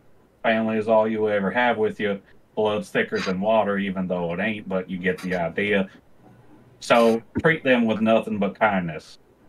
But most of my family, you can call them that, all 50 plus of them, they weren't like me. Ma raised us kids strict. Of course, she had to with little ones in the double digits, but she did it militarily like strict. Everything had to be done by the book, of which we was constantly changing, so we were always in trouble. Or at least I always seemed to be, as I guess gifted, quote, as I was called, must mean I had something extra floating in my noggin compared to the rest. Not knowing any better, though, and being just a sprout, I did as I was told, woke up at 6, chopped wood, do errands, chores, eat, repeat, sleep. That was my life for a good part. Can't remember how long. But one day I saw my pa and uncle, Timmy and Bimmy, going off to the bayou with a bunch of moonshine, nets, crossbows, all sorts of stuff. Looked real interesting to me, so I broke one of Ma's rules and snuck away from my jobs for the first time ever. Pa and Uncle were happy to have someone else, and we went and did fishing, hunting, netting mud bugs, trapping, catfish noodling, boating. I had the most fun I ever had in my whole life, and I never wanted that day to end. They showed me life was fun. It didn't have to be all work and fighting. That's what I wanted out of life, just to enjoy it. So every time after that, if I could sneak out, I did. A lot of the time, they was 3 sheets to the wind, but they was still fun. One day, though, after Bimmy had wrestled a croc for over half an hour, apparently had done ate his best lure, he thought he had it licked, wasn't moving a single scale, went to go and get his lure, it got him good. Paul went to go help, I had to stay with Bimmy. I could tell he wasn't going to make it in time, and he could too. Couldn't say anything with his life water leaking out of his mouth into the bayou, but I could see what he had to do, and I gave him a mercy killing.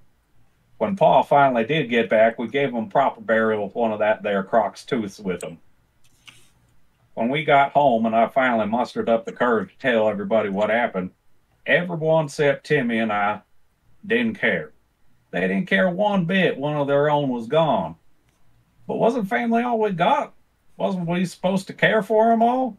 One of them even laughed and called him a lazy bum. Well, I didn't take too kind to that, and after a conversation over closed fists, I got a little heated and swore during the fight. Ma, I guess, finally thought that was enough and wrestled me down and tried to cut out my tongue for that. Not wanting to lose my tongue, I pleaded with her, promising her I'd straight up, fly right, join the military coming up when I was of age. I had a feeling she was suspicious still, but I guess having her own kin's blood on her hands loosened her grip both physically and metaphorically, and I got away with most of my tongue. For those weeks, I did as I was told, practicing, fighting, marching, all that stuff. But during those weeks, I got to thinking, and thinking. I came to realize I hated my family, all except Pa and Uncle. Ma, the one who brought me into this world, was forcing me to be something I didn't want to be, and seeing how everybody else treated each other despite what we was crammed into our heads our whole lives. They weren't treating each other like family, not one bit. And I was supposed to get along with them, love them, never question them. And I guess that kind of put me in a dark place for that time. I had nobody to turn to. I didn't respect my so-called family, and nobody else really came around those parts. So over the course of the months, one day, I suddenly started hearing voices in my head. I looked around. Nobody was calling me. Thought it was a bit odd. Eventually, I looked down, and I saw all around me was a whole mess of people. It was all asking how I was doing, laughing, talking, consoling, offering help. These people seemed to care about me. They wanted to comfort me, offer advice, treat me like I was worth something, like I guess what I was always told family was supposed to do. So I started talking back to them since they were being so pleasant, and had conversations with them, and made those months go by a lot easier, as a matter of fact. Few people caught on to it, though, telling me fingers ain't family and calling me crazy, but to me, they was people I cared about, and I definitely didn't care about the others' opinions. I guess I realized the voices were always there, I just never done listened. Probably the reason Ma was always having us do something so we wasn't thinking. So from that point, more months passed by, and my coming of age was getting close. And I happened to find out what coming of age was. As we were militarily trained, she made military life sound so grand, saying we'd be heroes, get medals, expand territory, liberate. It sounded so swell if you didn't think about it for more than 2 seconds. Well, the reason why was, once we was of age, we'd be shipped off to the north to join that military force, and Ma would collect a hefty paycheck for each of us sprouts. So, on my coming of age day, I hid. I snuck around, and eventually managed to find Pa, who was sober as I have been my entire life, stalking some beast in our parts, what he said. Figured I'd help him out, and I was going to make it on my own after that. I didn't want to go to the military just to die for nothing, especially for a family I didn't care about. So we eventually found the beast, and we laid into him. Only part was we wasn't able to squat to that thing, which is one of the reasons I haven't really wanted to tackle this thing till now. And I had to run away from that too, once I killed Pa, last family member I cared anything about. And there I was running. I had to leave him, knowing the rest of the family wouldn't give a rat's butt about him or me being gone. And I ran, and as I ran, these people that I was starting to consider my new family started calling to me again and again, and made me helped me think clearly. I wasn't afraid no more, and I kept walking through the forest, and they got me back home. I was a bit confused they led me back there, but I guess it worked out. I missed the caravan. Ma was awful sore with me missing it, but didn't seem to complain too much. Without any family muscle to back her up, and Pa now gone, she had a mess of little ones to take care of by herself. So I helped her out for a bit, and every week I got closer and closer with these folk. Got to know their names, what they was good with, and eventually I realized they had been treating me like I was their own. I was a part of their family. They was my family. Family members I cared about and who cared about me. I don't know what I'd do if I ever lost them or if they got hurt. I know not everyone here can relate, but despite hating my real family, when I found my new blood family, I realized what a real family's supposed to be like. I want to share that feeling, so that's why I consider y'all part of mine. So you know what it's like to be cared for. And then from there, every other week when I got a moment, I'd go out and try to find the beast that killed Pa, the only family member aside from my blood family I ever cared about. Felt I owed it to him for showing me what life could be. And then when I didn't find anything that day, I'd nestle up in a good tree and conk out and eventually wander back home. And that's right now we're in between that. So during one of those ventures, I was wanting something to eat because I had been searching all day. So I started cutting some beaten onions I had to pack for a fry up. And these details are important. Turns out the onions had been sitting in my bag a little too long. They were a bit strong. As I was cutting, they got my eyes watering strong, and all I could see was a large, dark, blurry shape followed by a yelp and an intense pain. When I wiped the tears away, Joe Bob, my third finger here on my right, was gone. Feller must have killed my family member with my own knife. I added him to the revenge list to get whoever killed a family member that I actually cared about.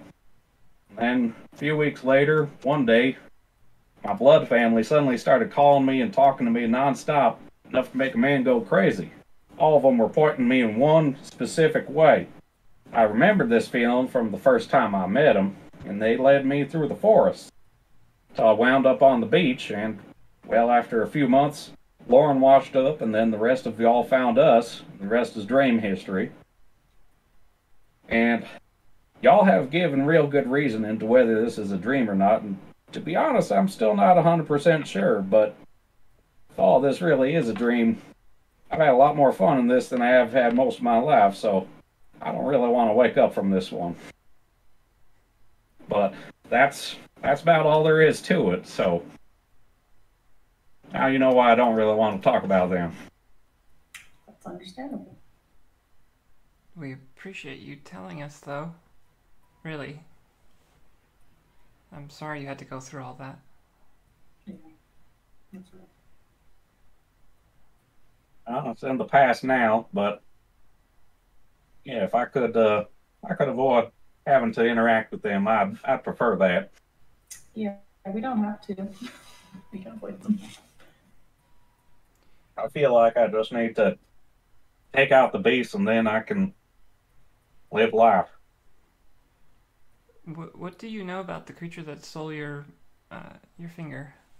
You said it was just a sharp pain. You didn't see it. All I saw was just a dark blurry shape myself.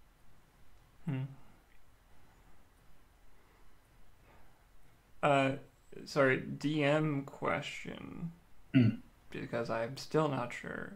Did Barnaby see a figure on Feral? Yes.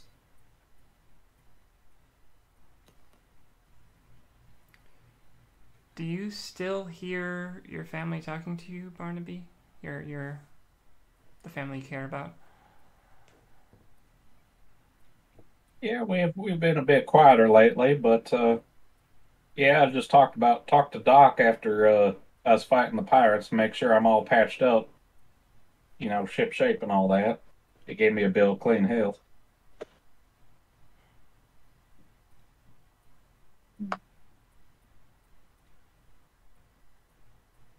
Why? I just know that Fae stuff is really weird and complicated, and I wasn't sure if, because you lived in a forest that seems somewhat connected to Fae, before you made your way here, if maybe something was trying to communicate with you. But if you're still hearing it, I feel like that sort of rules out any outside intervention that I could think of.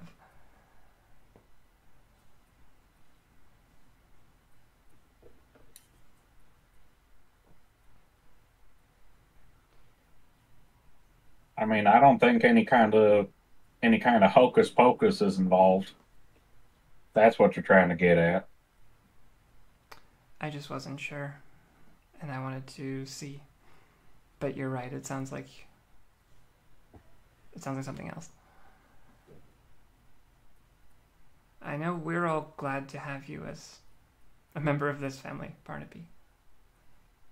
You've saved our asses plenty of times, so we're happy to have you around. And I don't think anyone's going to shy away from helping you get revenge against this creature. Oh, thank you. I don't know how easy or difficult this thing's going to be, considering how well it laid us, well, me and Paul out. There's a good chance it's not going to go down easy. Probably about as easy as a giant fungus monster. Yeah. Oh no, I didn't think about the possibility of that thing bringing in coconut crabs. Oh no. Well, if it I didn't don't know if happen I'm the going to first be able to time, do this. hopefully it won't happen. But Barnaby, have you ever cooked coconut crab? Uh-oh. It's delicious. Does it taste like coconut? Oh heavens, no! Tastes like crab. I had And a I 50% like chance. crab, but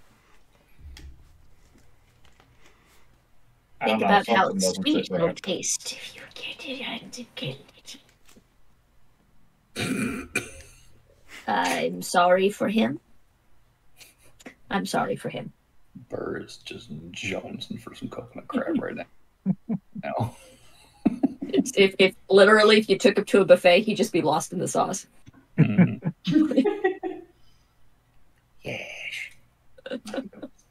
Well, kind of summarize, I do know what it looks like as of that picture, and we do have one thing on it. It's a what was it? A camera, I believe. A chimera? Yeah, a camera. I don't know what a camera is, but it's pronounced chimera. All right. Well, I well can't- then. But Did you just be find this out forewarned, recently? this thing breathes fire. It'll bite you. It'll ram you. I didn't get to see much of it, but Lauren's like, oh. Biting and ramming you. So I'm just kidding. All right, Lauren. not exactly what I would call a Easy girl. Sorry. an You easy take a one. large spray bottle and just. Turn the hose on her. Yeah, she's like, I deserve that. Oh, to top it all off, it can fly. Oh. So can you. Now. I mean, yes, that's one of the reasons I had the boot made. That does make sense. So, do you have any ideas how we would track it down, given that it's been 5 years? Well, I have a feeling I might know where it was, because I guess when it sent me to the beach, from what I can tell, that must have meant I was getting close to it. So I kind of got a feel for the area.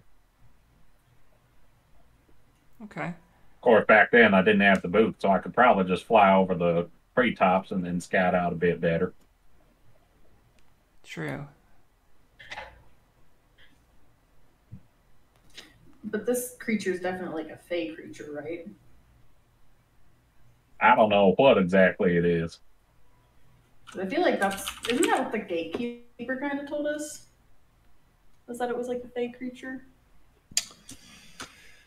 It's been a long time since I listened back on the gatekeeper conversation, but I can go back and listen. I believe she was the one that ID'd it as potentially a chimera, though. Yeah. No, that was the Elven Council that we had to do favors for. The elders. Okay. Yeah. Would we know that if that's a fey creature or not? I'll say give me either an Arcana or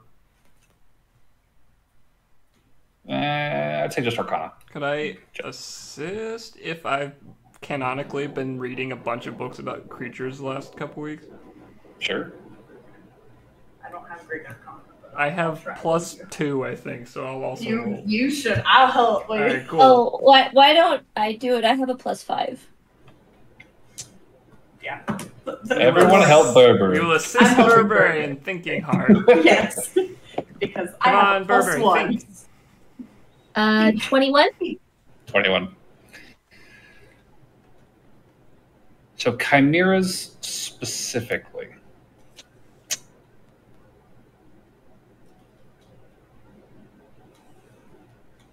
let's start by backing up a hair. When Vargas was settled, a lot of animals, creatures were brought with the early settlers, and over time, as more people came, more creatures were brought. As such, the fauna of this plane is extremely diverse. Throw in everything that may be filtering in from adjacent planes like the Feywild and Shadowfell, and you've got a lot to deal with. Chimeras, to the best of your knowledge, are not Fey. You aren't sure exactly where they come from necessarily, but they're not Fey, and they're definitely not your typical beast. You do know that they are imbued with a certain magic.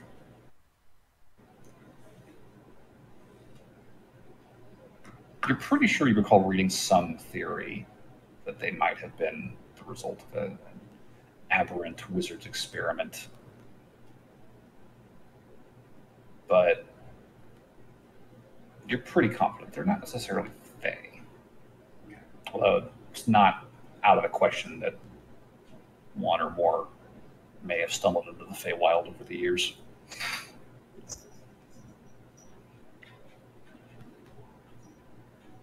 I suppose I should also, if we're going to do this, at least get in touch with the gatekeeper and ask if she has any tips about how to avoid wandering into the Feywild, given that that's something that can happen in those forests we're going to be exploring.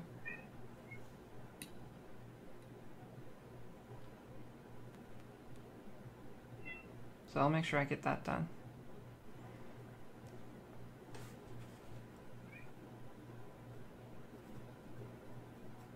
Okay. At some point when I have access to my magic hand. Alrighty, so we're doing Barnaby.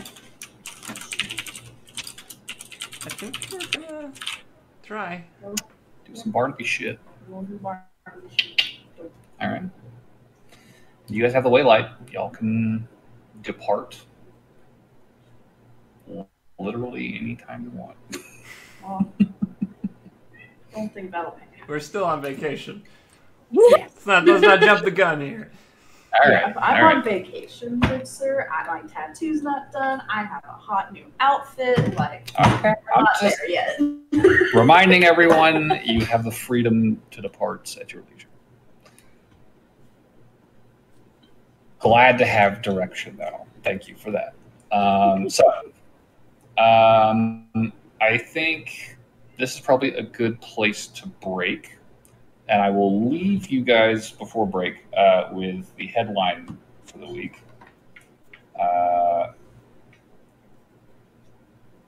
I think after Heroes Day, the big announcement that goes public,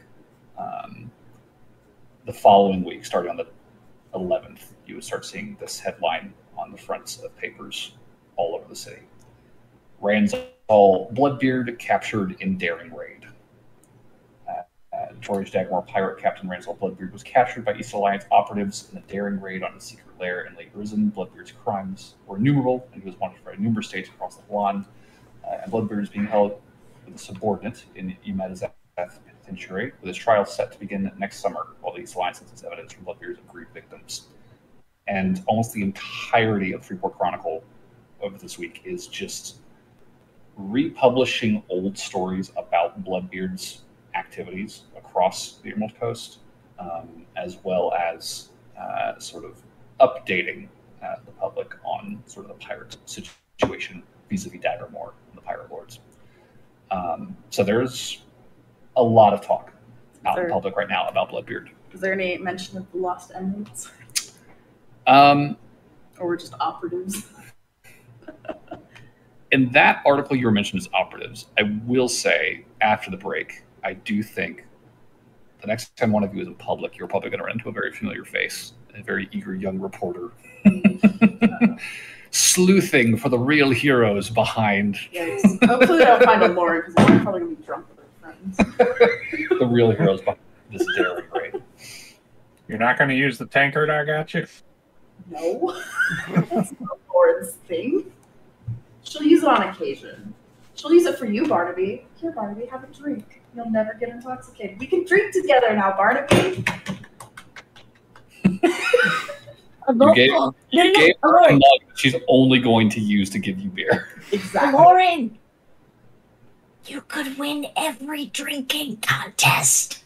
Oh. Lauren, let's have a drinking contest. You and on, motherfucker. Grabs the tankard, fill me up. Oh, so now it's not such a bad item, isn't it? This is bullshit. How are you not even... I told you, I thought I can handle my liquor. You are cheating. I am not cheating. And he hits the ground. But yeah, okay. Let's take our break. We'll be back behind and we'll go from there.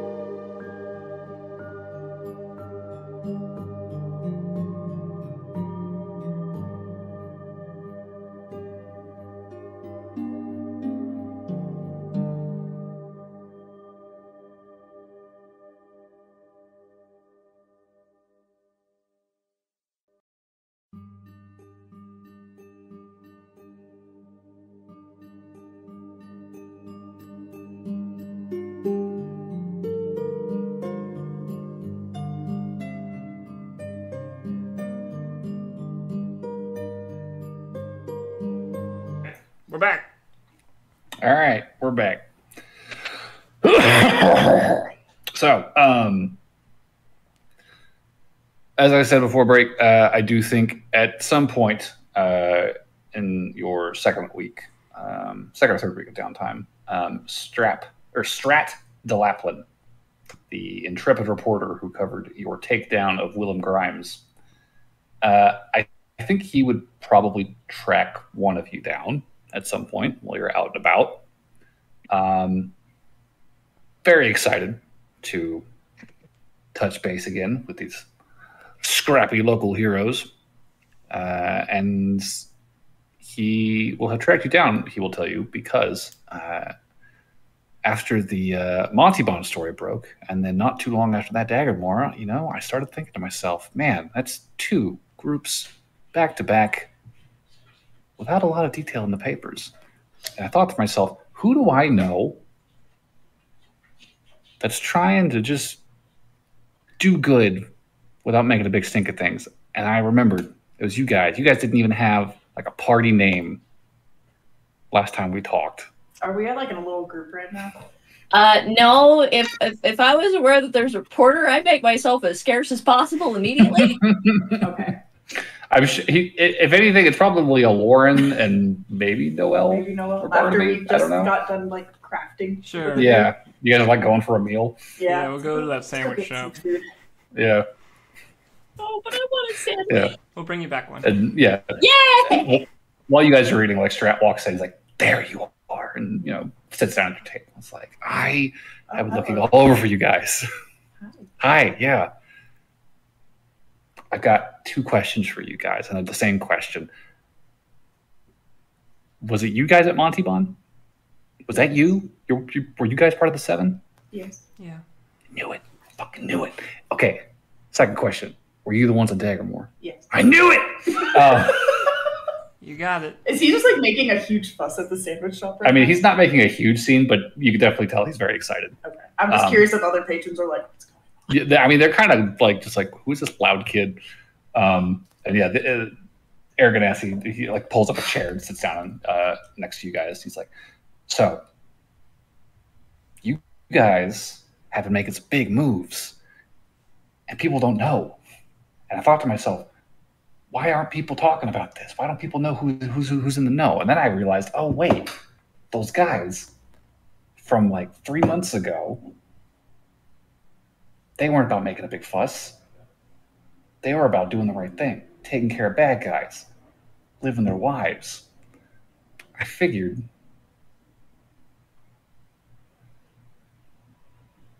maybe I could change your minds. Change our minds about what? Yeah, I mean, people deserve to know, right? Like, you guys have been doing some big stuff. Like, the Monty Bond 7 were the talk of the town there for a bit, and, like, y'all were nowhere to be seen, and, like, I respect that. But I also feel like, y'all got to have a story that's got to get out there, because, I mean, people got questions. And now this Daggermore thing, I mean, they got Rand's, you got Rand's whole blood beard. That's huge. That was fun. Yeah, and they're just like, yeah, East Alliance operatives. I'm like, should we not be digging into who actually did this? And like my editors are like, East Alliance just said operatives. What more do you want from me? I'm like, that's not how you journalism.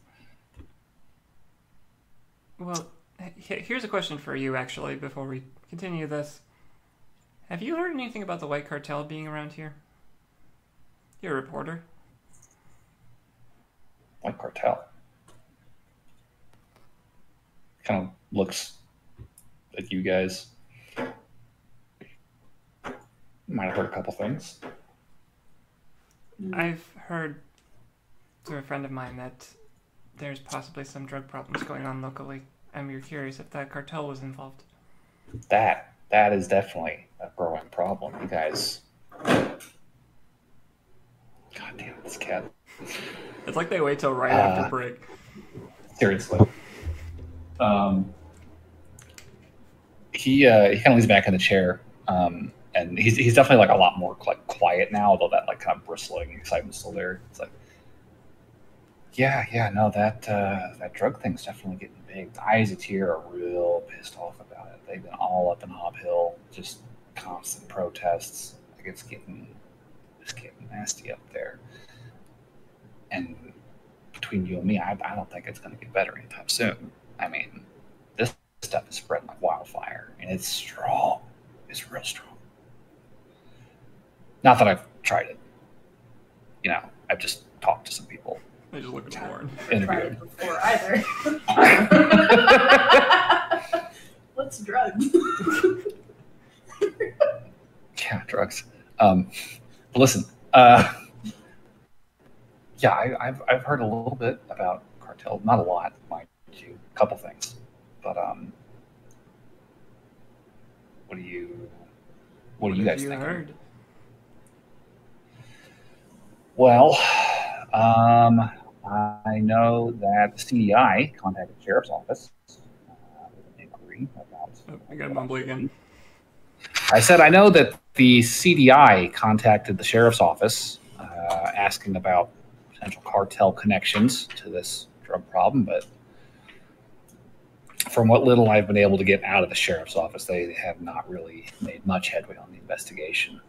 But that tells me that the CDI, at the very least, suspects that this might be cartel related. So, you know, that's something. Now, I haven't been able to get Special Agent in charge for an interview yet. He has declined every request I've made to talk. But, you know, you got to keep trying. So it's more of just like they suspect it's the white cartel, but there's no hard evidence out and about. Well, the CDI seems to think that's the case. I don't know what they know, but I know that they suspect it. And I know they're asking the sheriff about it, and I know the sheriff doesn't seem to have much to go on right now. He's also declined comment every time I've asked. So, you know, that lead's been kind of dead too. But, you know, that was a story I was looking into a couple weeks ago. I was doing some digging up in Hob Hill, you know, found out about this new thing. Call it diamorphine, right? Real strong stuff. It's in like every smoke shop right now up there. And you remember the Isaacs here, right? Local vigilance group. They're not a big fan of this whole thing. They don't want it spreading throughout the city. Though it looks like it's probably going to start moving. Nobody knows what's making this stuff. Nobody knows who's supplying it. Like, I've tried asking, and everyone I've talked to is just like, look, I get it from a guy. It's just I'm just getting the runaround. But you guys dealt with this stuff, right? This white cartel business. That Mr. Grimes guy was cartel, right? He's sort of. He was Sort of? tangentially. Pulls out a notebook. What do you sort of? I don't know. I don't know how forthright we should or can be at this point. Yeah. I'll say this much, Mr. Reporter. We know a lot of stuff that could be very dangerous. So that's why we're trying to be careful about who we tell and where we give out our name. Well, hey, I mean, if you want this to be an anonymous thing, I can definitely take this anonymously, right? Like, I don't have to put your name on it if you don't want your name on it. I would like to put your name on the Montalban 7, though. You know, like, that would be awesome to break that. Also, probably the Daggermore thing. We could probably attach to at least Montalban. Yeah, not so much Daggermore. I mean, I don't know. That's just me being paranoid. Like, I don't know if there's any reason. I just don't want to. What was the nature of your connection with the East Alliance as far as the Daggermore thing went? They referred to you as operatives, right? It's like a contract thing? No. We went there for other reasons. We just kind of did it. And then brought him in for the Wait. bounty and surprised them. What? So, no, not really It was like a operatives. surprise party. It was a surprise for them. We just brought him to brains all. You just grabbed him like on a whim? Yeah, kind of. We had other reasons, but yes. Yes. Mostly on. Jesus. There was no actual plan with the Eastern Alliance to do it. Wow, really? That's nuts. God, I'd probably have to publish a zine if I wanted to get that out, but I don't have to publish that if you don't want it. I can respect that. The Monty Bond thing, you're willing to put your names on that? I would just say to Lauren, like, just in the interest of avoiding any issues with what's his name, Lasharog, probably just don't attach that name to Dagamore. Lasharog. No, whispering to a Lauren. Okay. I mean, he's definitely like leaning in, like listening, like and push his face away. I feel like Lauren's like, I suppose I don't. Maybe I'm just being super paranoid. I don't know. For a Lauren, I think it's more of like, Varys knows my fucking name. Like, Lasharog is probably already knows. True. They can't stop but Lasharog message. might not know where we are. Well, we took him to Freeport, so there's a good chance that he's super Yeah, I guess that's... And if he is scrying on us, then yeah. Well, you got your amulet. Oh yeah, I do have the amulet. You do have your amulet. But right if he's now. scrying on me, but he knows all the names of the entire party. He knows your name. Well, I would assume that Alexi was saying other people's names. Alexi doesn't really interface with the rest of the party like that, Oh, and okay, he didn't. He really, you're his point of contact in the party. Got it. Okay. So he called you by name for sure. Yeah. Okay. Well, might be pretty okay, kind of. How about this? You could attach our name to the Montalban stuff, and then we'll just wait and we'll get back to you on the rest of it for when we feel comfortable. Yeah. Sure. Once the other guy makes his move, then Once it you know a doesn't little really matter more. anymore. Yeah. Okay, yeah. I mean, can you tell me anything about what actually happened? Because, In Montalban? yeah, I Oh. mean, We named the creature Baby Teeth. It bit John's arm. We hunted it down into a cave, and we killed it. Pretty sure it was like You some gotta kind of Shadowfell fungus monster. We Yeah, it's like a determined. fungus thing. okay, details. Let's start at the beginning. Like, he really wants to get the full story from you guys. All right, shipwreck on the coast. Yeah. Walk of hell back. We'll give them the details, I guess, for this one. Yeah. Yeah. Does he or do you want to conceal anything? Please keep Necessarily. Burberry out. He's been trying very hard to stay out of it. Stay out of the paper. Yeah, if anything, I think. Sorry, go. I was just gonna say, I think we're probably just leaving our specific names out of it. I imagine, and Yeah. we're Just just call us lost. the everyone. Lost Emeralds.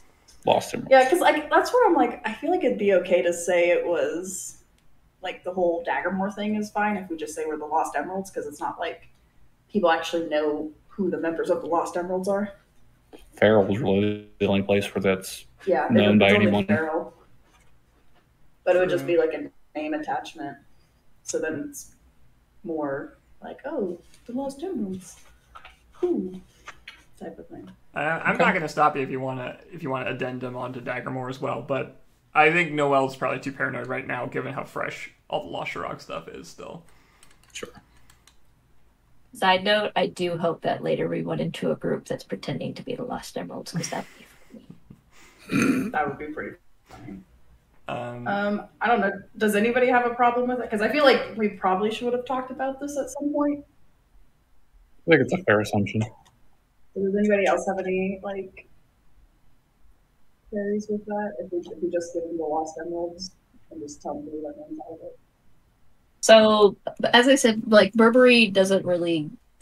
I personally don't really mind whatever you want to attach the Lost Emeralds named to, just as long as Burberry is kept out of all the things. I don't want Burberry to be named with the Lost Emeralds. I do not want it to be named with any of the Mantimon stuff. Just pretend that you don't have a cleric for conversation. Got it. Yeah, because I was just going to do, like, Lost Emeralds. I don't want my name in the paper. Yeah, No, I'm good. that's fine. also, just for funsies, I'm going to insight check this reporter to make sure that he's being as straightforward as he can be. Okay. That's a good roll, too. That's a 24 total.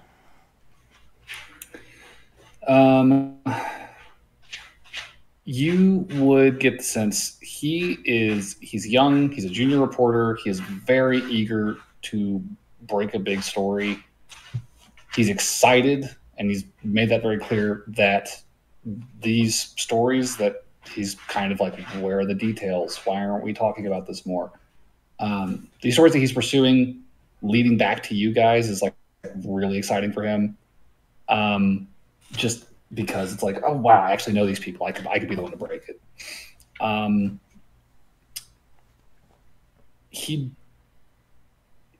He's really pumped, but he does seem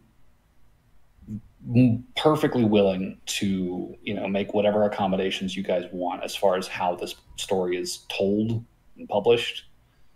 And like he asks, after you guys kind of clarify, like, we want to be credited as the Lost Emeralds, we don't want to be credited individually. He will ask. He's like, okay, cool. You guys have a group name. Do you want me to maybe bury the fact that was you guys, the Lost Emeralds, that dealt with the Willem thing, the Grimes thing? Yes. No connection. No connection there? No connection. Yeah. Okay, cool. Yeah. So Lost Emeralds, True Identity of the Monty Bond, 7, Adventuring Party, Extraordinaires. I got the full scoop. And no names. No names. You can even have our exclusives forever. Just keep it to yourself. Yeah, just never mention our names. I mean, hey, if you guys want to stay anonymous, I'm totally cool with that. Like, I'll tell all the Lost Emerald stories you want. We don't have to attach any names to it. And yeah, if you don't want this time back, like, I get the cartel concern, makes sense. So I could definitely appreciate not wanting that publicized. I just want it's a big story, and like, you deserve some recognition for the good you've done, because like nobody's talking about it, and it's all East Alliance, and that's clearly not how down. I'm just saying, credit to the people where it's due. I think is important. Got to keep the big guys accountable. You know what I'm saying? Yeah. Yeah. So yeah, just talk me through the Monty Bond thing, and like I will come back to you guys if you want to look at the draft before I give it to my editor. Maybe back here in like a week. Sure. Yeah. Cool. Okay. Awesome. Yeah. So all right, talk me through it, and he'll take very attentive notes. Stormy night. Ooh. Okay. Good. It was a dark and stormy night. That's the funny And our thing. ship split in half, and 20 people died. He's like, oh, that's a worse story. Okay. Yeah, no, this is the first part of this tale is not great. Yeah. Nor is the middle or the end. Yeah, Except for all the of it very, was very end where we kill the creature. Sure. And we saved the village. Yeah. That was nice. Yeah. So once he gets that account, he's probably just like, oh, awesome, thank you so much. And listen, I'm gonna also do like just a little brief snippet, like the Lost Emeralds, Adventuring Party started working on the coast. You guys get final say on how that looks, but I will need to kind of verify, like, yes, what they're saying is also being said by Alliance people. We're gonna get this published. We're gonna get you guys on front page. All my life, it's gonna happen. Y'all are great. Thank you so much. I'll see y'all in a week. And very excitedly, he is going to take all his notes that he has just filled his notebook up with and kind of dash out the door. Okay. I do have sorry. Did you have something? No, you're good. Okay. I was just gonna ask, because I know we were kept going with Dodo to the The Dodo thing? Yeah. Have we made any headway with Dodo in these few weeks? So we're in the teens right now as far as weeks go. Dodo's probably had like 4 or 5 meetings with these people. Okay. It's probably like twice a week. And the tests are getting more involved with magic specifically. And I don't know if you guys are going with him necessarily, if you're like getting the feed like from him, like the whatever recap. He wants, honestly. I mean, he's really pretty chill about it. Like, it's kind of.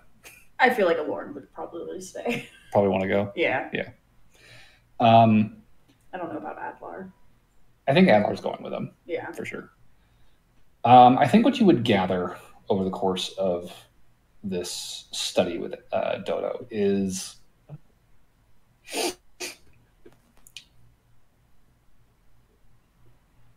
as far as these two professors can tell, Dodo doesn't have memory loss in the traditional sense. There's nothing suppressed. There's nothing that's been magically manipulated. Like, they can't find any traces of what you would expect to see on someone who has either suffered like traumatic brain injury or has been enchanted to change or remove memories. And while that's not necessarily unexpected, given that there's Fey involvement and the signs would be very different, the Fey Studies professor, Aldrastin, would also make note of the fact that he's not seeing any real signs of any Fey influence on his memory either. What it looks like is Dodo's memories basically started like 2 months ago when this all happened. And outside of that, it's like there's nothing that happened before it. Like, to their examination, the man, this elvish man in his 90s, has effectively the memory of like a 2-month-old child. And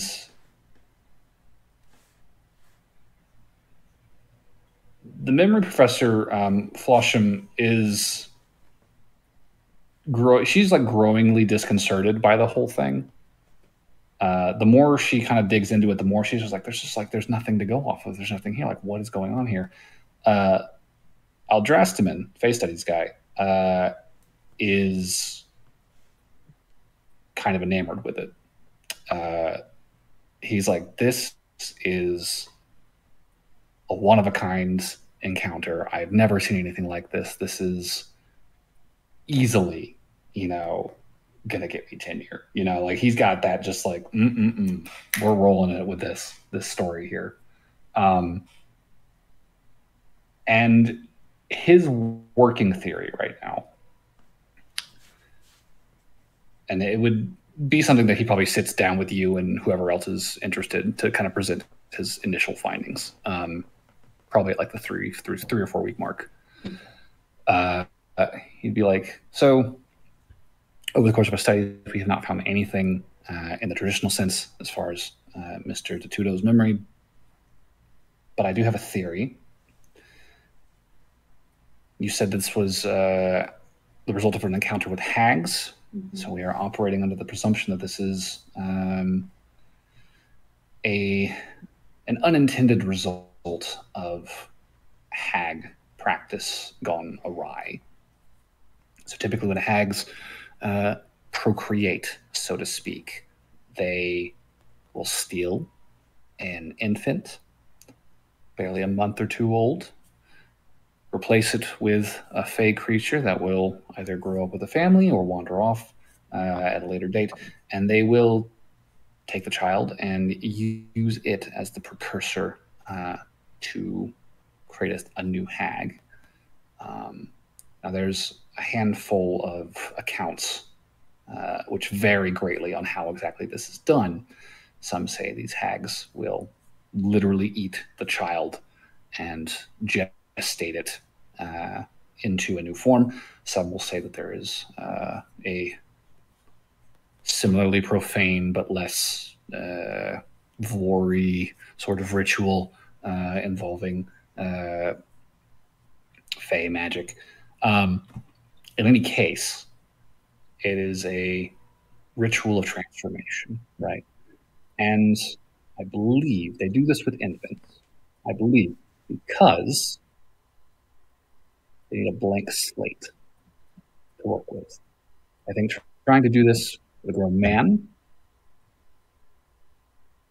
obviously failed, as Mr. Tatuto is clearly not a Fey abomination, still an elvish man.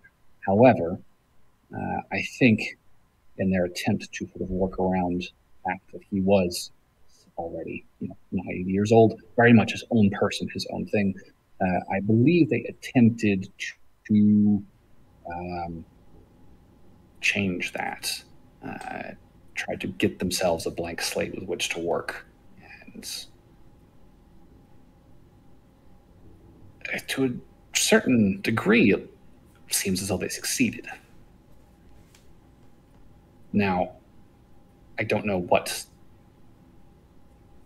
they did, obviously, but whatever they did, it has left almost no trace of the person he was before. He is almost entirely a new person. Now, obviously, there's a strange caveat of language, of learned skills, literacy, things that he probably shouldn't have retained, that maybe don't necessarily play into what constituted him as a person before all this. But is there a way to reverse that transmutation? Well, that's the kicker, right? It depends on how exactly they did this.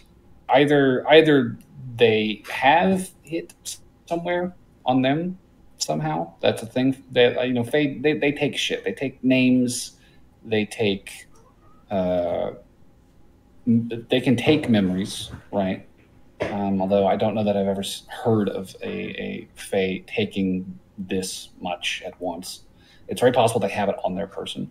It's also very possible that it was just destroyed in the process of this spell, in which case I don't know that there is necessarily a way to restore it. I think in any event, in your position, if this other Fae is still out there, they would be my next avenue of investigation. Mm-hmm. Do you happen to know their name? Is it Anticotum? Is that was, or is that the one they told us? But I mean, that's definitely not their real name. Yeah. Yeah, well, so the two were Kodum and Komak. Oh yeah, Sister Komak I had written down. Yeah, Komak is dead. Kodum was the one that tried to get us to overthrow her, and then I guess it worked, but... Yeah, so the Anticotum. Well, that may not be a real name, but it is a name. I mean, that's something. Yeah. If you've got ways of reaching the Fae, you could start looking. I mean, we could cast Sending on her now. Good. Yo, bitch, where you at? That would be my advice. So there's just not really anything to be done. If what they took is gone, then no. But if they have it still, feasibly it could be retrieved. Is Adler there for this? Yeah, he's very quietly listening with fingers steepled, focused.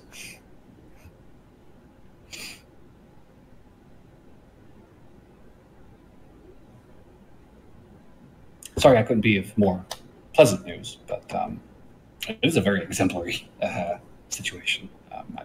As I've said, I've never come across a situation like this in the literature anywhere.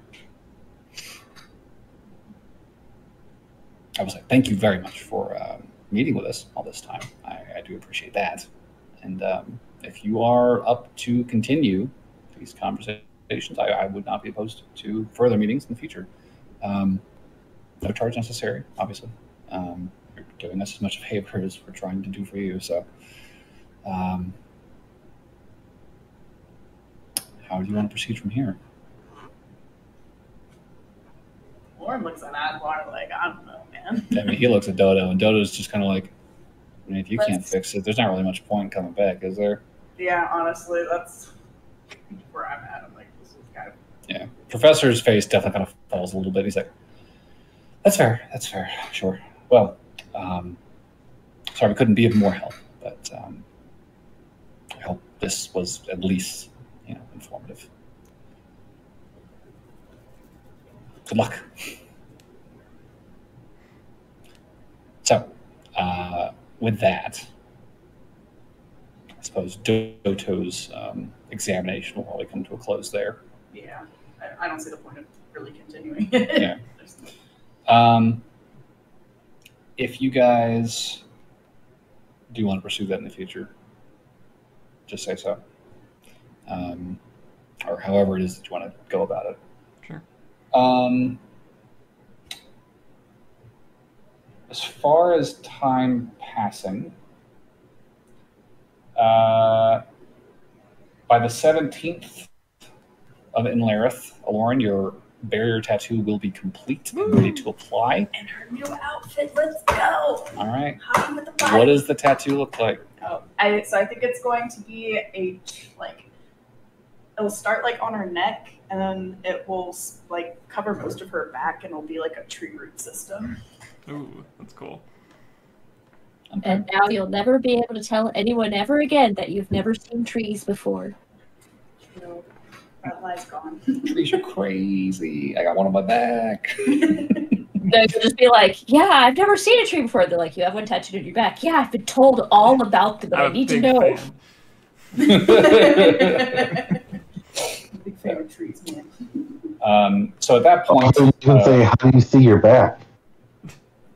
What was that? That's what the tattoo artist is for. You can't see the tree on your own back. That's true. We don't have mirrors Got a underwater. And I don't push that far. So at that point, Aloran, you'd be able to shift gears, start helping Burberry finish up the last of the Revivify scrolls. I know Burberry and Noelle, we're going to go see some operas Oh, over I the know. coming weeks. Once with this new outfit, she's gonna go flaunt it to everybody. Oh, you're So- just going to go Yeah, fucking... she's gonna go to ad law. She's like, how you like it? She's gonna go to freaking what's his nuts? Oh my god, Gerald. Your other boo thing? Yeah. You Probably forgot go to his name. Gerald. Gerald first. My and then boyfriend. That guy, yeah. That guy.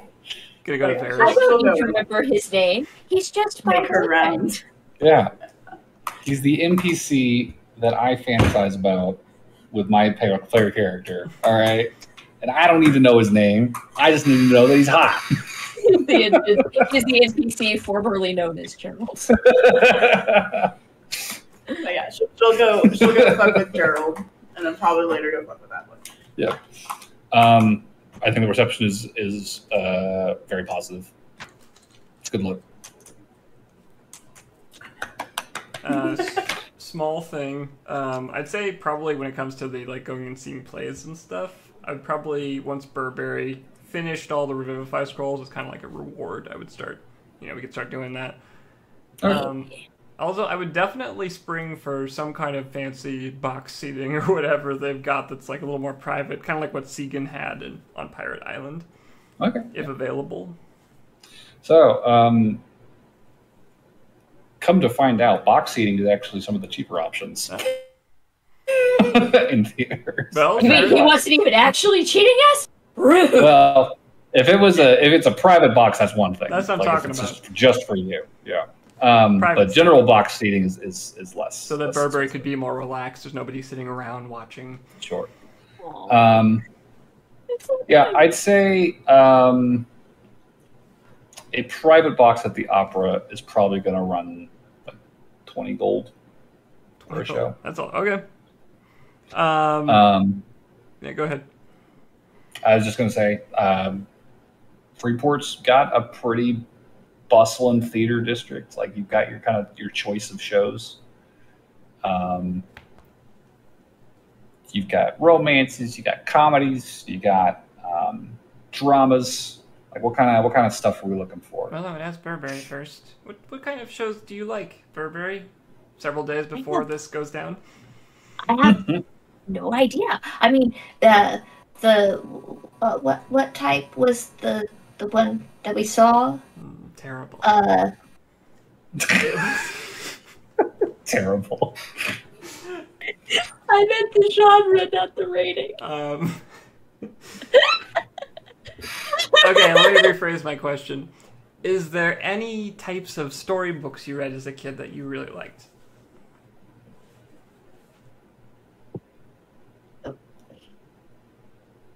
Promise not to laugh. Of course. Well, because my family was on the road so much, I really liked the books that everything happened in a central location. Like someone's house or a school or just basically a fixed point because everything felt a lot less up in the air. Oh, I think I understand. Although that also is not a genre. Basically, he likes slice of life. Right. Sure, I will pick something very sort of exciting, but not like a fantasy adventure. Just something very dramatic and interesting, intriguing. Also, I feel like that's a nice change because of all the shit. Sort of the D&D equivalent of Much Ado About Nothing. It's a big artist. Yeah. Mostly, I think there's probably a decent selection of kind of like farcical operas that are very tongue-in-cheek, very flamboyant costumes, silly makeup, very over-the-top sort of theatric musicality to it, and they almost all end with a happy ending. Sure. I imagine there's probably more than enough of those. There's a good market for that. Also, I will say real quick, the first time we go, when I'm springing for the fancy private room, Noelle would come and pick up Burberry in like this fucking beautiful, like billowing, like not billowing, but just like the sparkly, nice long dress that she has as her armor. And I would just say, as we're walking there, I'd say, Burberry, you reminded me the other day, did you ever cast sending to talk to your family? Oh no, I'm still terrified that they'll hear both. You could try casting it on me. Actually, you have cast it on me. DM.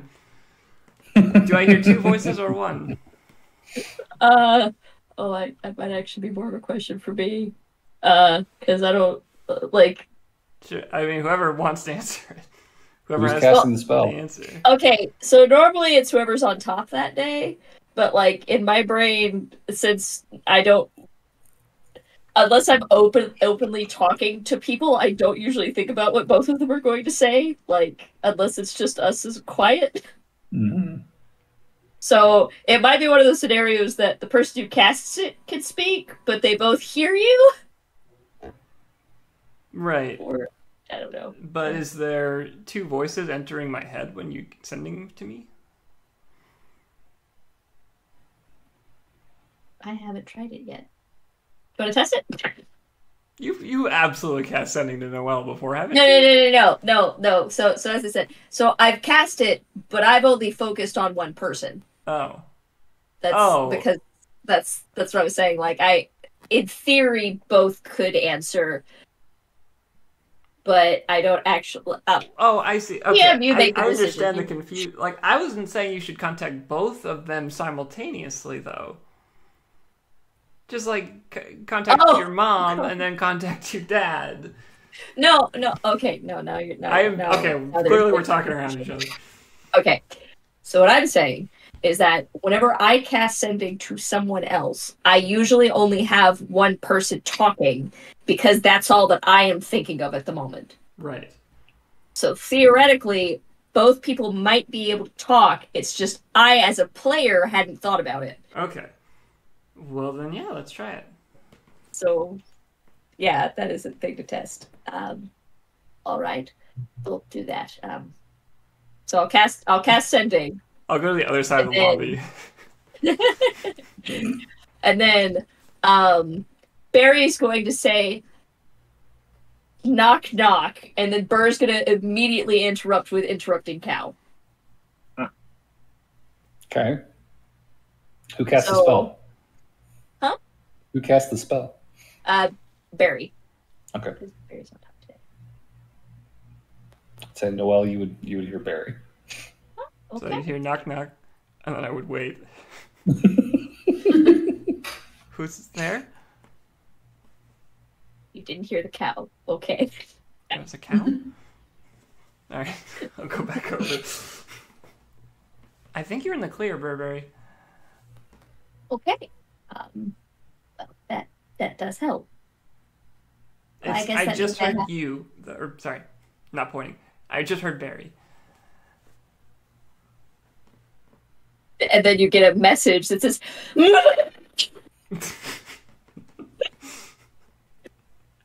I don't have the context of the cow either, so it's just very okay. apropos of nothing. Has Pete heard that joke at No, all? I have heard the joke. I know what you're talking Okay, about. all I'm just right. saying No, Noelle only got the knock knock. That's fine. Because Burr's having a time down there. Okay, so yeah, I'll head him up to the private seating, and we will enjoy some shows over the coming weeks. Okay, cool. That means that I have to actually think of a victim. Oh dear. Do you want to send to your parents? Eventually. Okay. Give it a few more months. Well, Start- I imagine. Start thinking about Dad, because that's the one that I'm probably going to message. Okay. I imagine you probably. When I get there. Yeah. This is like early, mid-month, so probably still in the teens when you get your first show. You messaged Jade almost a week ago, right? I messaged her when we were. It was like the day of or the day before Heroes Day. Right. So like third or fourth. So yeah, I think at some point during that next week, during your sendings, she would be able to update you and be like, yeah, I'll be in Freeport by the end of the night. Oh. Yeah. So at some point during this week, you would theoretically be able to meet with Jade again. Well, shit. Okay. Suddenly, Noelle's really nervous. Do you take anyone with you? Do you go on your own? I would. Oh. I think I would. I mean, I don't know about it, so it's like. That's fair. I would go probably on my own for the very first meeting, but I think I would very quickly introduce Jade to people. Where is she coming from? Like, where can I meet her? I guess is the question. I mean, she'll probably ask you. Do you know the Holy Tap Room on the Temple Verde? The Holy what, sir? The Holy Tap Room. Sure, probably. It is a wing of the Temple Verde complex that belongs to the Conclave, but it was converted into a bar. So that's very easy to find. Okay. I Yeah, I guess. mean, if you want to go wait for her. I'll go Yeah. very nervously wait in a nice outfit. Yeah.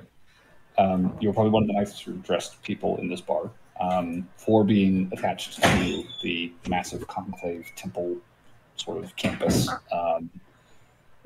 It's a pretty working class neighborhood around the temple, and the patrons sort of reflect that. So you are markedly better dressed than anyone else there.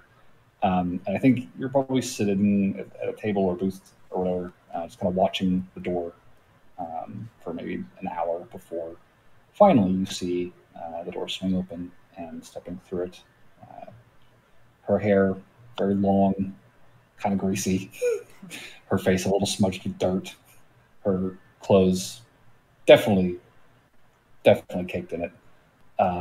Just like you remember her from your days on the road. Miss Jade walks in, sword at her hip, shield kind of jangling against her pack on her back, and she just kind of steps in and starts looking around. Just immediately stand up, walk over. Jade, it's so good to see you. And I'm going to just give her a hug. Oh, and she probably didn't see you before you saw her. And she's like, oh my goodness, hello. Oh, that's so good to see you. And she'll very quickly return the hug. Do you have somewhere to sit? My feet are yes, killing me. Come sit down. Please. Have you just been on the road all day? Yeah. I mean, I really pushed. I left Orville this morning, and I wanted to make it to Freeport tonight. So close, you know. How was the travels? Better now that I'm back on the coast. The desert is terrible. Don't ever go to the desert. God. Do you have... I want to get a drink. Do you want anything? Yeah, absolutely. Okay, yeah, she'll go to the bar and order drinks. I don't even know where to start. It's been, how long? Like a few, maybe yes, 3 or 4 years at this point? Yes, yeah. No, it's been a long time. That's so good. Look at you. You do too. Well, wait, no, let me do this first, and I'll cast Prestidigitation and clean off her face a little bit. Oh, thank you. There we go. You got a little bit of dirt right here. I imagine it's everywhere. I am going to be taking a good long bath once I get myself a room. Yes, I know tons of great places here you can stay. Oh, yeah, no, Freeport has so much. It's been a blessing, honestly. Have you been near the coast for a while? Or, I mean, it's been years. I'm sure you've been through a lot, but... Yeah, well, I was doing a lot of work out by Laramie for a while, and then I moved into this Exa a couple years ago, and then this past year I've sort of just been working my way south along the coast. I started in Sonnery and did some time in Chaser. Chaser is interesting. And after that, Freeport. I've been kind of working out of Freeport for a few months now. For this last job, which you did mention was not great. No. So you don't have you've to been sort of stationed in Freeport, kind of like a hub place you've been working out of then? Yes. It's been really good for that, honestly. You know, they've got like a whole like guild here that does like, you know, freelancing mercenary work. You know, they hook people up with guards, caravans, and like it's been very, very helpful. CAA, I think. Yes. Really nice little organization. One of my friends, John, actually is sort of a I don't know if he's an official member, but he was kind of mentored by one of their leaders. Oh. So I'm an official member. Yeah. He is an official member. I just remembered. He's got the card and everything. Yeah, I mean, I've got the membership. She'll pull out a little card, like, see. Yeah, they've been helpful. Although I'm not sure what I'm going to do now after everything fell through. I'm a little nervous to show my face on the guild hall. Have to figure something out after. Can you share a little bit about what happened? It was not good. I got that much. I mean, I'm not trying to hide it. It's just, it really wasn't good.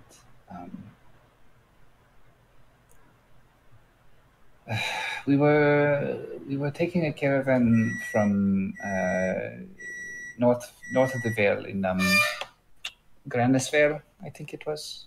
We were supposed to head up into the mountains through Vetachetek and get into Genedos, way out in the middle of nowhere. Big wizard city, you know, there's lots of magic and lots of money. Right. I was thinking maybe I could do some time out there, you know, see how the coin was, but our caravan got ambushed and it was really, really, really bad. You don't have to go into any further detail. I was just curious.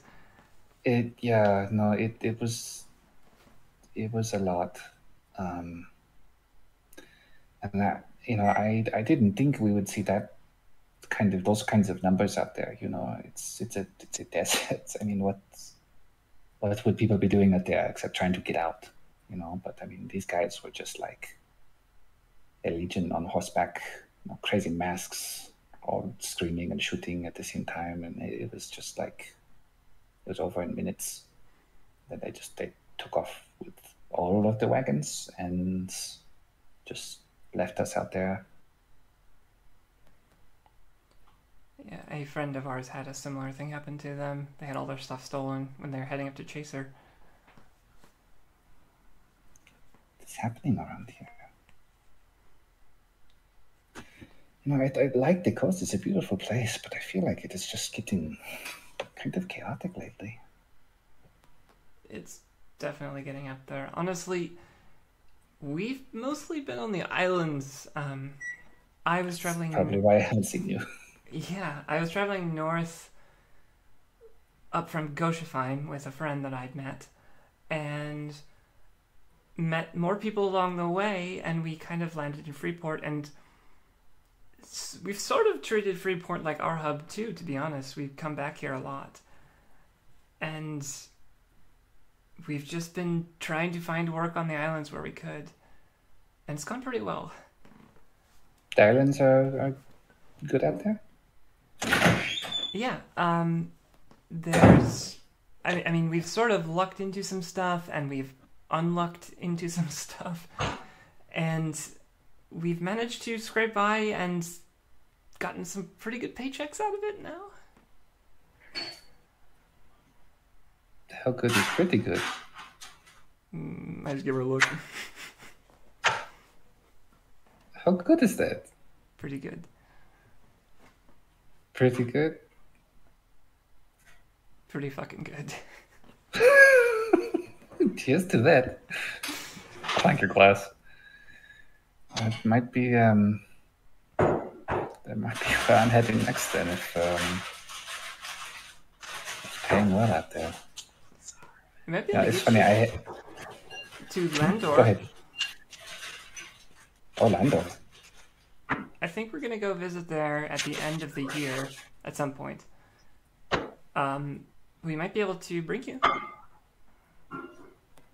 I mean, I wouldn't say no to a little trip. Yeah, I mean, that sounds like it could be fun. Have you ever been to Faeril? No, I haven't been to any of the islands yet. None of the islands? I had one lead that I turned down in favor of the caravan that I now greatly regret it. Well, Faeril is just amazing. I'll have to show you at some point because it is warm and beautiful, and there's these great beaches, and everybody is super nice, and the food is great. It's you'll love it. You'd love it. That sounds pretty good. Come on, I want to show you my friends. Oh, yeah, are they here? They are at the Presidium, probably. Her brows really furrow, like, the Presidium. I told you about this. Really? We've been kind of making friends with the Gatewatch. Are you staying there with them? Yeah, it's free. Really? So I mean, she's like, it was like furrowed brow to just kind of like bewilderment, like, damn, y'all really did get in tight. Okay, well, I mean, I'm not opposed. All right, come on. All right, I'll bring you Follow over you. to the Presidium. And I guess What time of day? it's like evening, probably. Lauren's probably not there. all right. Lauren's at with Adlar somewhere. Probably, yeah. Adlar, Saren, and Gadget. Well, whoever I run into first, would I see Barnaby fishing outside? Yes. Okay, well, Jade, this is the first of many. Barnaby, a great shot with that gun he's got, and a very, well, a good person to have around. Bonjour, Barnaby. Good to meet you. Good to meet you.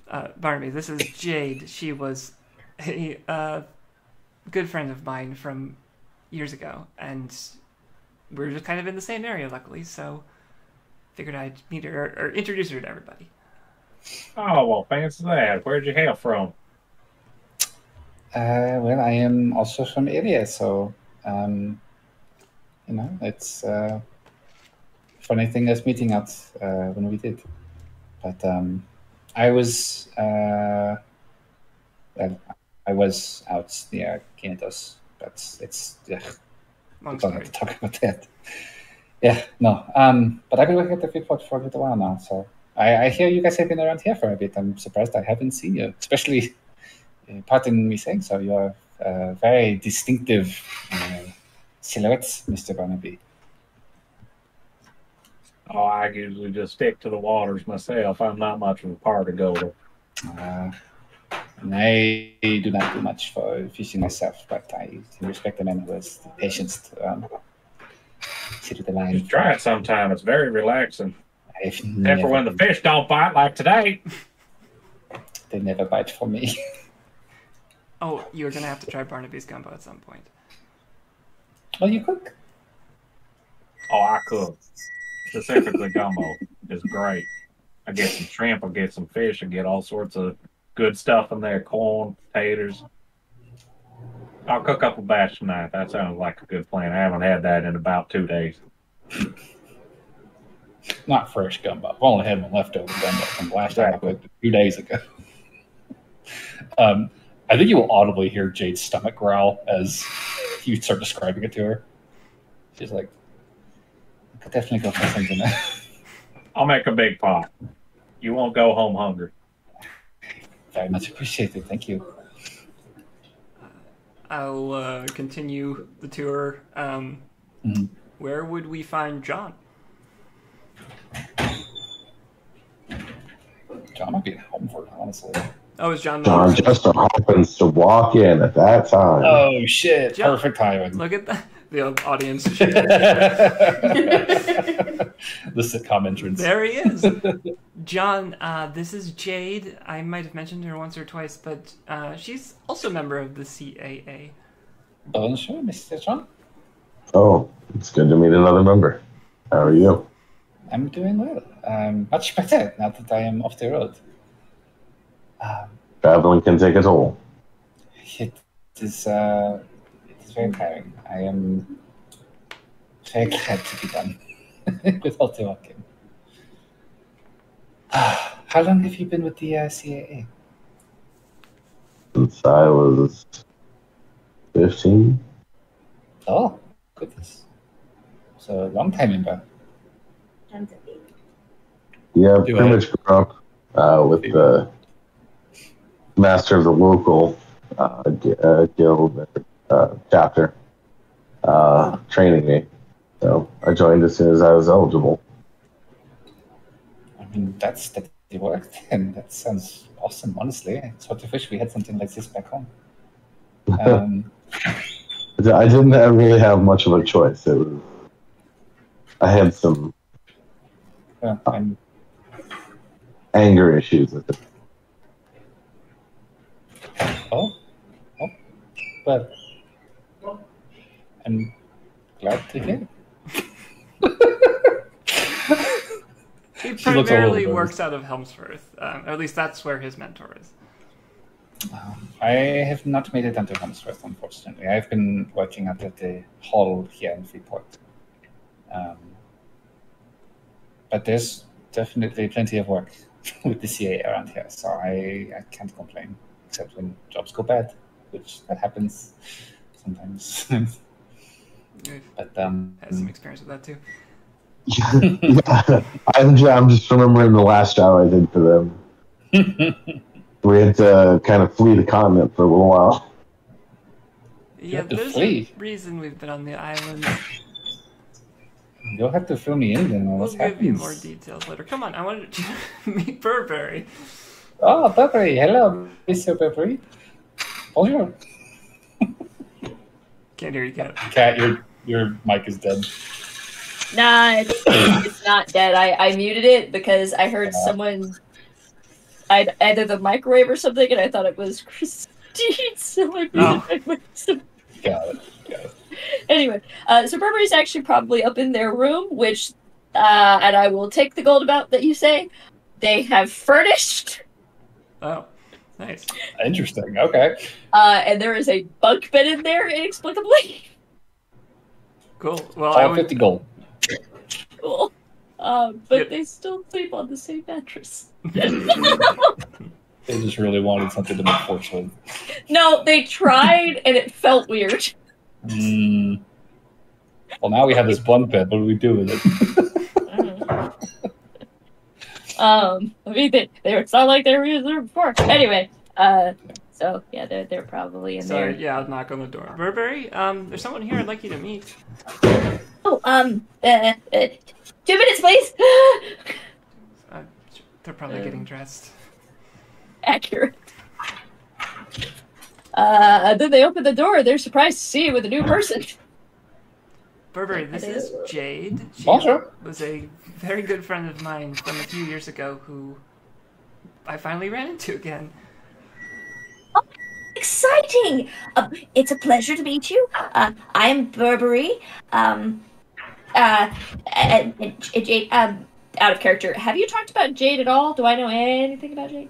Yes, once on Faerul, I mentioned that she used to be Noelle's girlfriend, and then they kind of were forced to separate, and they just haven't been able to stay in touch. Got you. I've heard wonderful things. Good. She smiles at Noelle.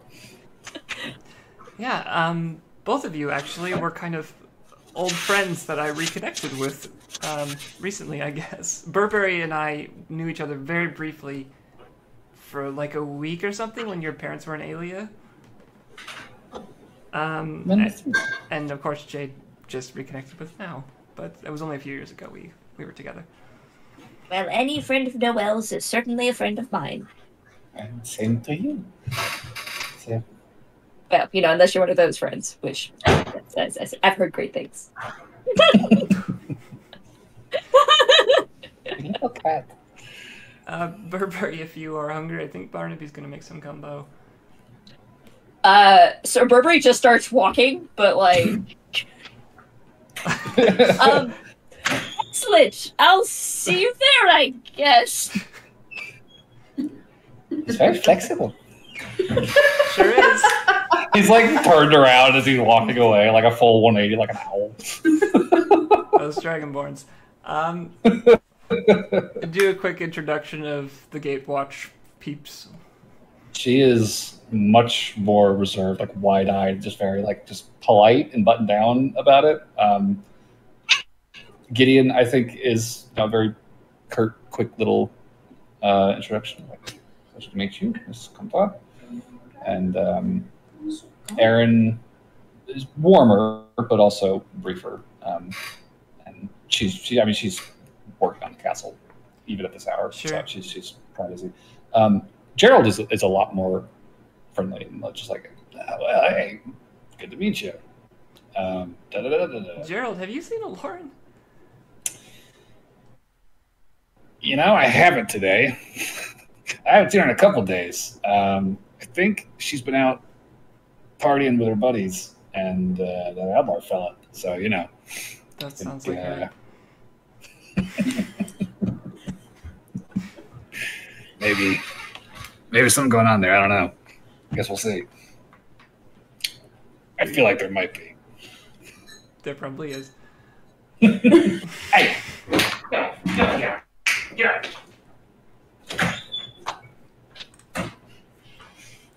We're chasing every cat out of the fucking kitchen. So, anyway. Yeah, so... You can always sending stone, Lauren. Oh, right. Yes, I have magic. I will cast sending into Lauren and say, Lauren, new friend to meet at the Presidium if you're free and not Too drunk. I'll be there in a second, bitch. I don't know if the last 3 words made it. No. Does Lauren show up with all of her posse? Just everyone's fucking. I don't know. I think she's like, I'll be back, guys. Keep going. If anybody comes with her, she doesn't. Okay. I think they're probably all just goofing around at the bar. All right, y'all have fun. I'll be back. Yeah. She comes. Hey, what's up, people? Jay, Bonjour. this is a Lauren. She is a member of the Green Wardens, a very good friend of mine. Pleasure to meet you. Nice to meet you. You're lovely. Oh, so are you. Thank you. I like the outfit. Thanks. I just got this new tattoo, so I have to like show it off. Oh wow. That's huge. Mm-hmm. I have this little one on my hip, but like I don't know if I could ever get something that big. Well, I don't have to wear armor anymore, and I can just be free willy-nilly, and it's amazing. Jake, we've been crafting magic items and learning about that kind of stuff. It's really cool. Oh yeah, because like her tattoo's like a tree, but it's also like gold, like ink. Like it's very shimmery. That looks really expensive. You guys really did get a good payday. Maybe I stick with you guys. I'll tell you about it later. But yeah, thanks for coming, Lauren. I just wanted to introduce Jade to everybody. This is a very old friend of mine. I think I mentioned her once to you. Mm-hmm. Will she be joining us for dinner? He calls from over here. Yeah, absolutely. I was promised gumbo, and I am expecting gumbo. Oh, he does make a very good gumbo. I will say, when Lauren sees Gerald, if he's down there still, she'll be like, Gerald!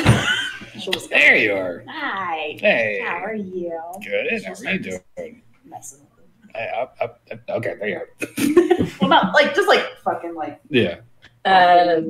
Burberry will whisper to Jay and say, They're kind of dating, but they're also kind of not. They're trying to figure their shit out. I mean, they seem like they've got it pretty figured out. What'd she say? I said they seem like they've got it pretty figured out. Oh, no. That part, yeah, down pat. The other half. The emotional part, not so much. Got it. Figuring things out. Well, I think Jade is very, very eager to have some gumbo. That is probably the most she's eaten in like a week, probably more than a week.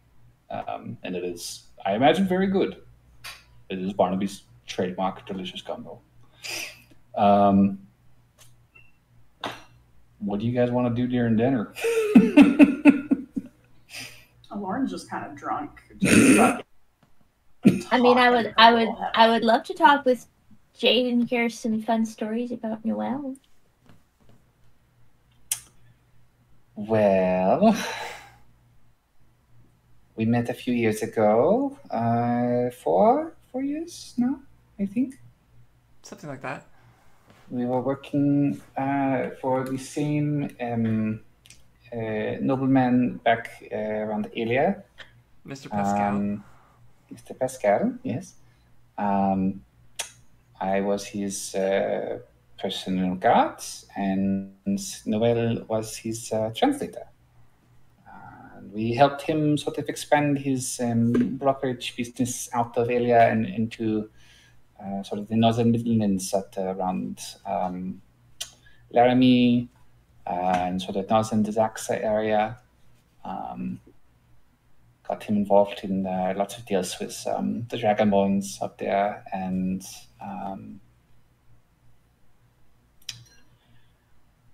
she kind of glances at Noelle, like, what do you want to, how much do you want to say here? Like, what's the vibe? I mean, whatever stories she feels like sharing, we're pretty comfortable as friends at this point. Like, sure, everybody in this room. So, you know. for the side note, I don't mean like I'm not hardcore digging. It's like, oh yeah, you know, like that one time that she ate gumbo that was too spicy and drank like he's just like yeah. Yeah, I mean, Jade kind of just generally outlines the arc of their relationship. You know, they started working for the same guy, or I guess Noelle probably started working after she had started, so she was like the new girl in the company. And after a little while, they got closer and kind of got a little more serious. And then the boss found out, and really wouldn't coach her. Yeah. So Jade made the decision. I had a lot of experience as a guard and mercenary already, and Noelle was sort of just getting into things, and I didn't want to blow up her new position. So I said, I can step down, find a new position, and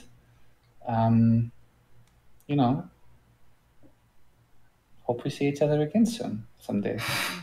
I mean, we did for a while stay in touch, but yeah, with all the traveling, it just started to get impossible. It was a little trickier after I left Pascal, and then I had to head north for work. And I think you had gone south, which, that definitely made it a little trickier. I sort of lost touch after that. Zach was good for a little while, and then I moved along the coast, and I've been in the Emerald Coast area for about a year now. Just, looking for work. But you were the one who taught me how to use the rapier. That's true. I did teach you how to use a rapier. The first time, actually. That reminds me. That was very bad. I still am not great. Oh no, she almost stabbed me. It was really this close. I was not that close. It was at you were least a couple inches away from your armor. It was a fraction of an inch. You were this close to impaling me. But I will say it is a killer instinct, I suppose. Good sign of your promise as a swordsman. So what you're saying is that she went for your heart and that she went for your heart? I suppose you could put it that way, yes. She kind of glances over to you, Noelle, Burberry's a character. I feel like Lauren hearing that, she's like, "Oh, that's so sweet." It's okay. And Melissa just minorly lethal. You see Noelle quickly writing that line down in her notebook. You still keep the notebook? Oh, yeah. I have a lot of poems now. And I've gotten really good at magic, some too. of them. They're lovely. I know you're going to have to read some to me when you've got a free moment. I'm very curious. Bruh, I'm just saying, Lauren's drunk as fuck. She eye-waggling like Noelle, right? We'll see. That's a Lauren right now. She's drunk as fuck. She's probably not really subtle about it either. I'm sure Jake sees that, looks at Noelle, does the same thing. Just,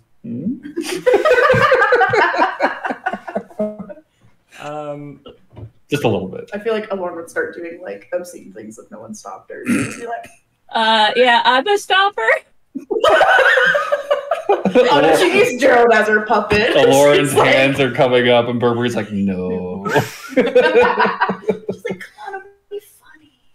Lauren, and you'll get a very polite message that goes, Lauren, if you keep doing that, I'm going to make you sober.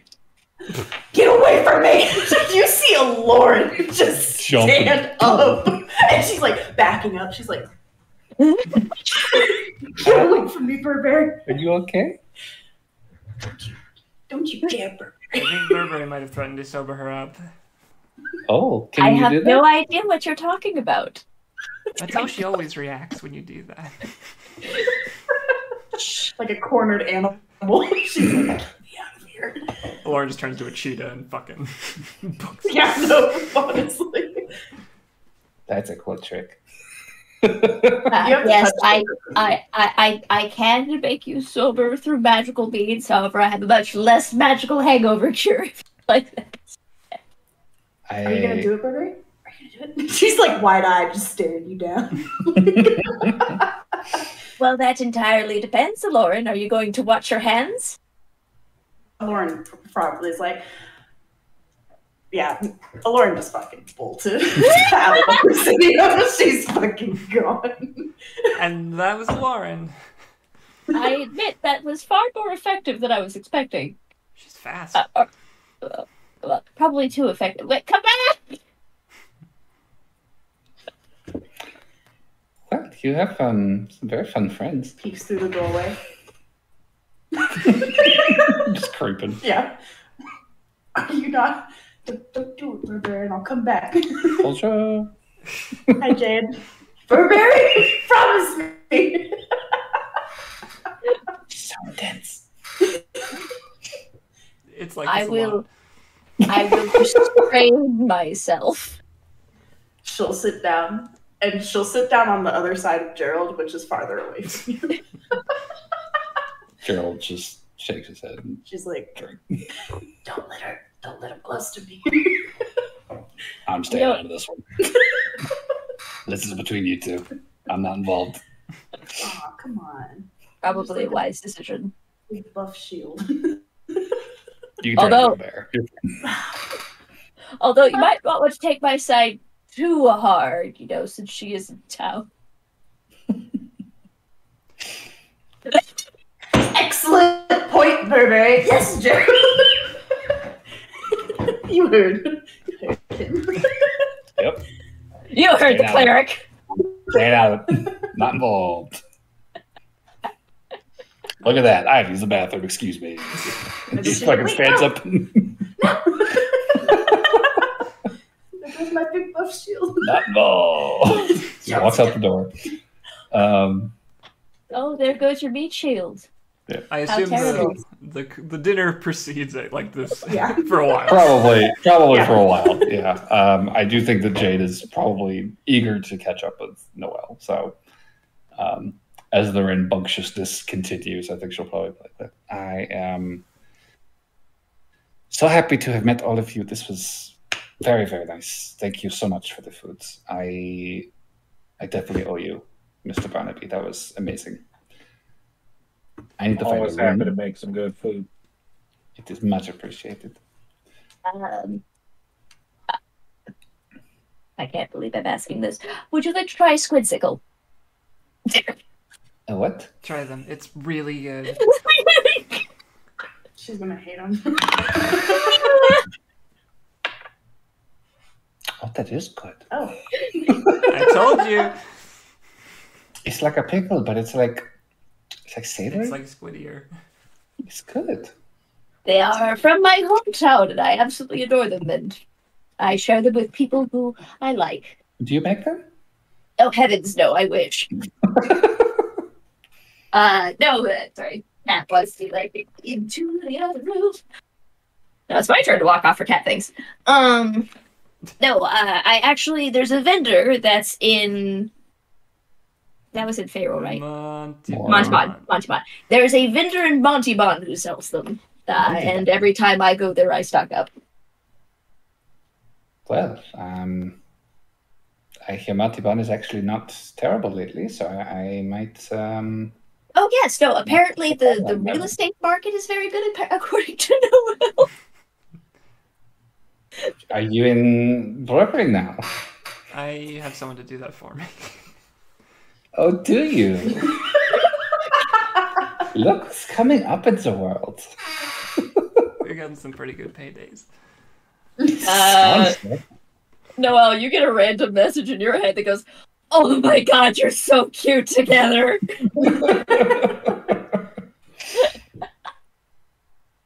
Well, at some point, we'd probably discern where Jade wants to stay for the night. Yeah, Jade was definitely getting up to excuse herself to go find a room somewhere. And she was going to ask Noelle if you would perhaps walk me to my quarters.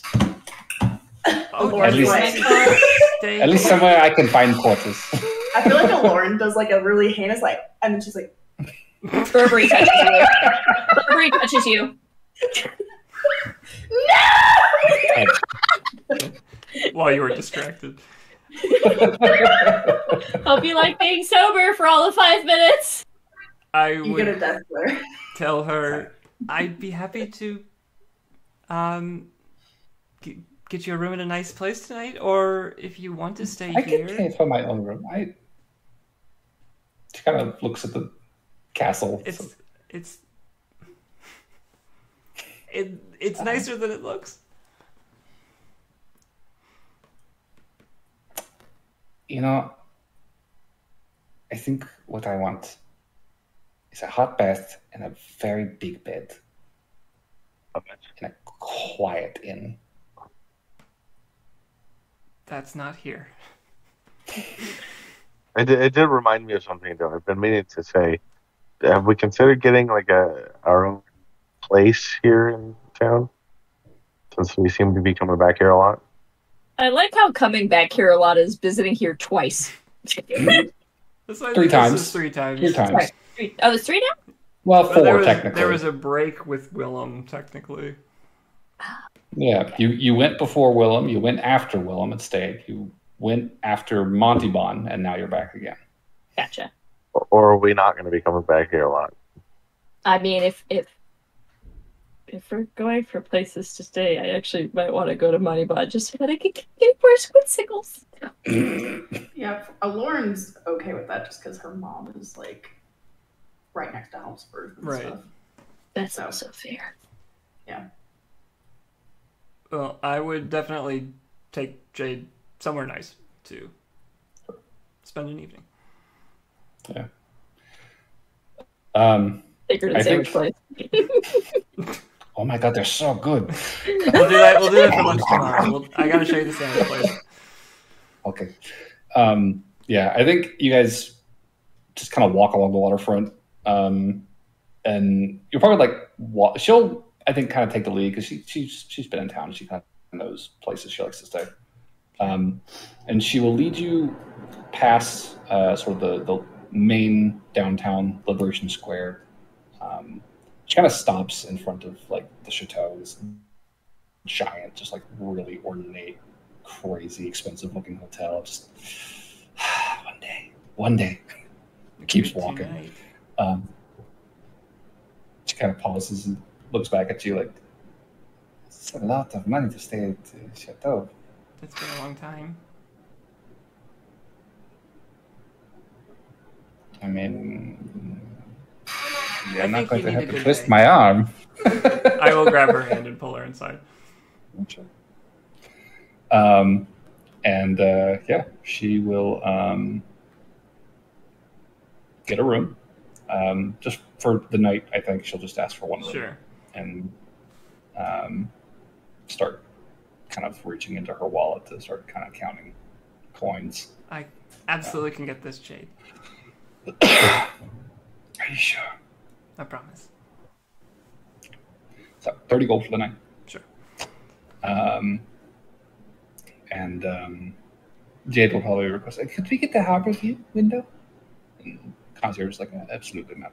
And you guys will get a very high floor, sort of south-facing window, looking out over the square, the lights of the city, and out to the harbor beyond. And in the dark, you can see across the water the distant lights of Woodhall, and even further south beyond that, a tiny cluster you recognize to be Helmfirth. The room's beautiful. Big plush red carpet, massive bed, like very nice, cushy, like very ritzy furniture. They got like the gold filigree like inlaid into the fabric. Like it's like spiky tithes. here. No, but tasteful. It's tasteful. It's actually tasteful.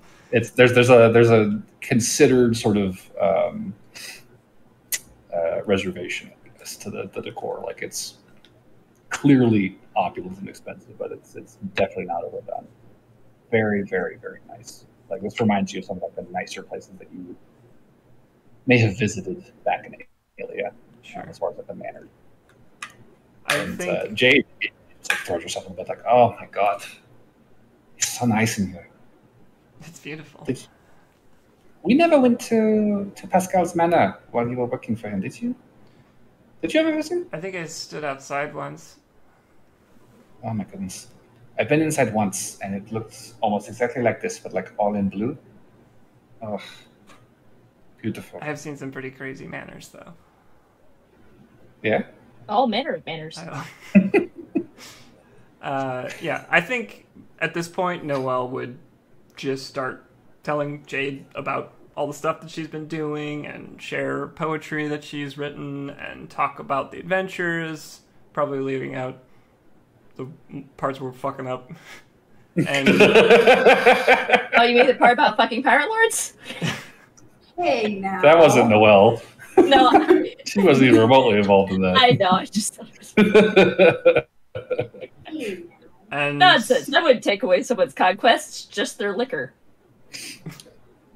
Yeah, however Jade wishes the night to proceed, Noelle's on board. I think as you look at poetry, she's probably content to kind of just sit next to you, head on your shoulders, kind of like reading as you read out loud, or however, just showing you the pages. Sure. When you start talking about,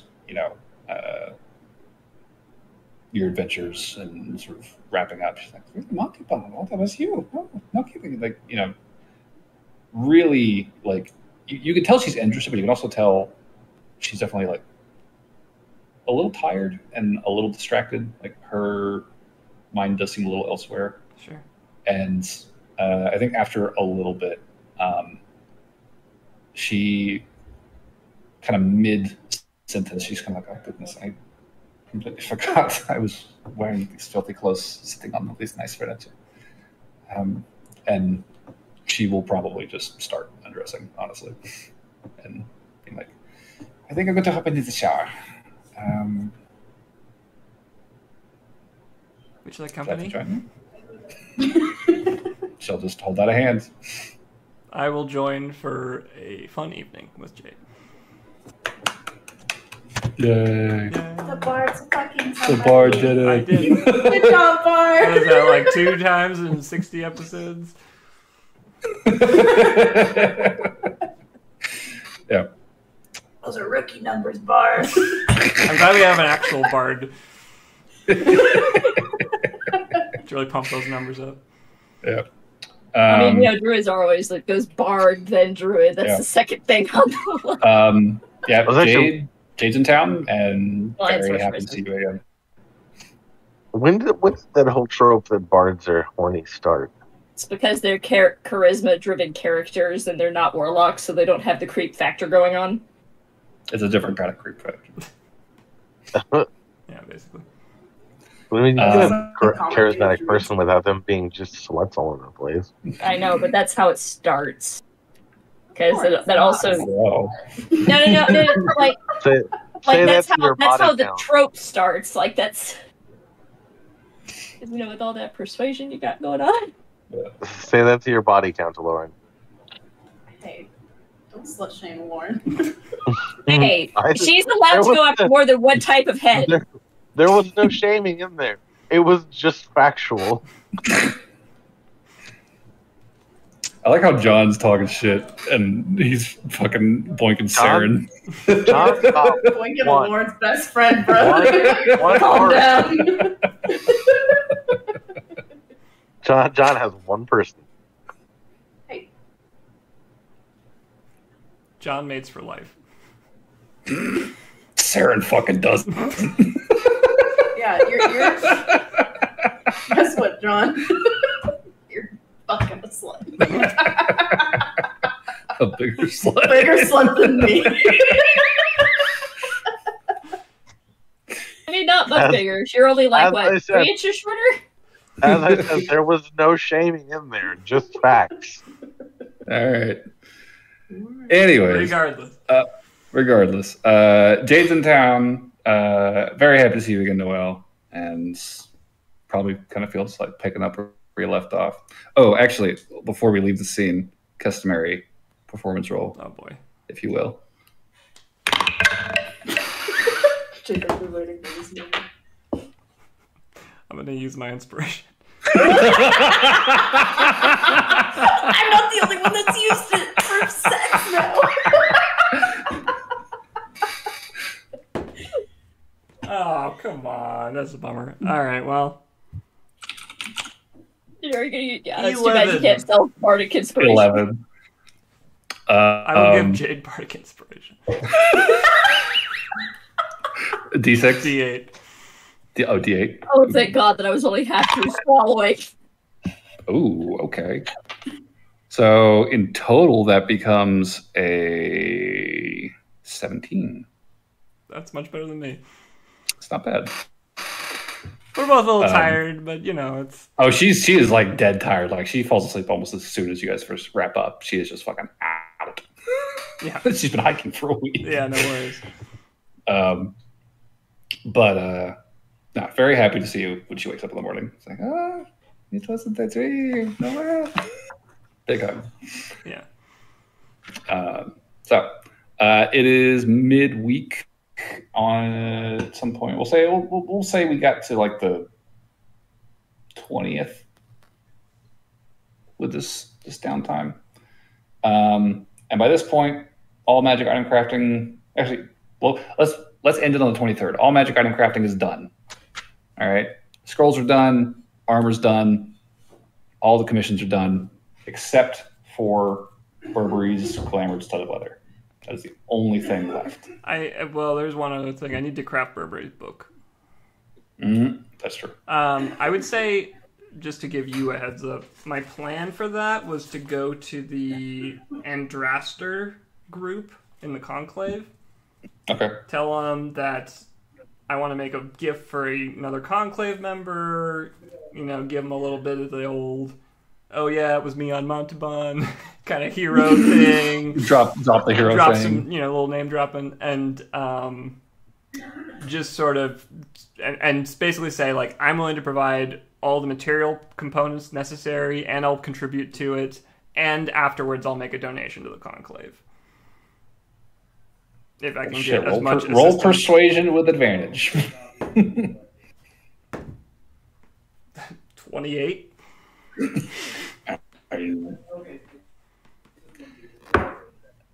I'm sold. I don't know about the rest of you, but I think this sounds like a done deal to me.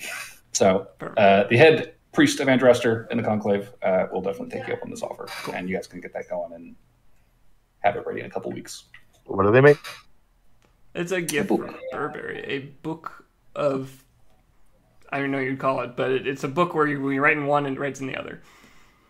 Oh, okay. I think it's a book of long distance scribing is the technical name for it. I just call them linked books. Yeah, I've heard entwined notebook. Yeah, that was I've heard books of sending. Yeah. But anyway. I think the other name I heard from was bound books. That's cool. But yeah, I would be working on that and spending much time with Jade in the coming weeks. But yeah, that's just one thing I wanted to get out there quick. Cool. Did you say that my gloves were done? The gloves should be done. I believe they're done. Double checking that. Okay. Did we post the description for this somewhere? I forget. It would be under magic items. Oh, okay. The gloves are rare, right? Yeah, I believe so.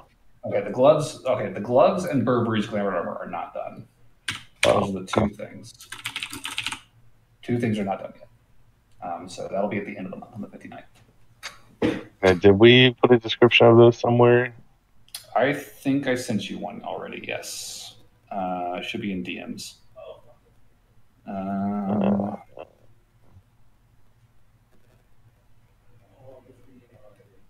Yep, here we go. Let me copy message link. There. Oh, thank you. Cool. So I think we wrap this session on the 23rd. I have a plan now going forward for next adventure. And I think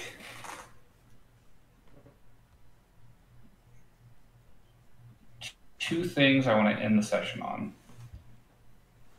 Oh.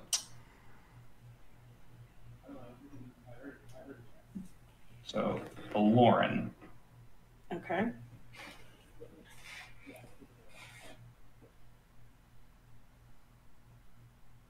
you will receive a message. Oh, no. Oh boy. That tone. Oh, fuck. It's La Sharag, y'all. Oh, no. An unfamiliar voice. Oh, no. Elderly. Oh, no. And coarse. It's La Sharag, y'all. Okay, sorry, please continue.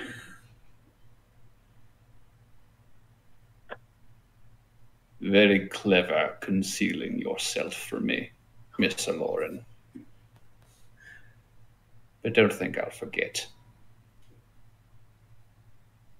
I have other ways of finding you.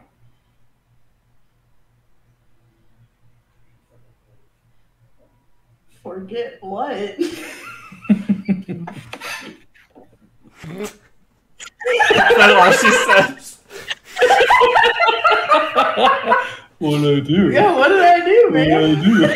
Perhaps I got the wrong person. She'll say forget what? Oh, my mistake. I'm sorry. See, Let me try the next Lord message on to the... drunkard. Let me try the next Lord in the phone book. Very clever concealing yourself from me. But no, you think I don't know you. No, you Wow, get, so you many get the one setting message. spells in such a short time. You get the one message, and that's all you hear. Just randomly in the middle of the day. Clever concealing yourself. Very clever concealing yourself. But don't think I'll forget. I have other ways of finding you. How did he know your name? Gee, I wonder. I was kind of thinking about killing bears. I can't lie.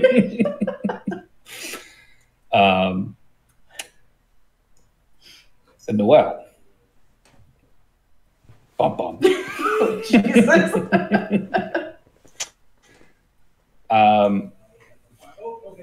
I think over the week the first week that Jade's in town, right? Kind of leading up to the 23rd, you guys are hanging out.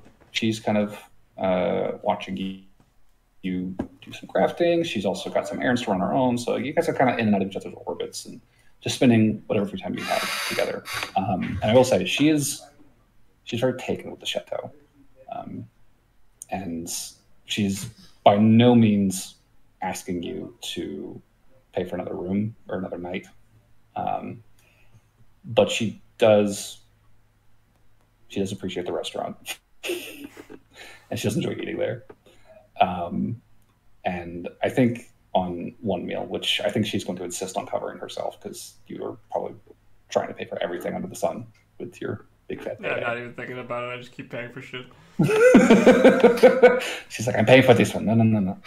I think while you guys are eating, you would hear something from across the room that would probably send a chill down your spine. Very familiar feminine voice speaking in alien. And then a second feminine voice responding. And this voice is uncanny. It's baffling what you're hearing now because what it sounds like is your voice. And you look across the room and you can see kind of like 3 or 4 tables over, there is an older couple, a man and a woman. The man sort of sitting behind a paper.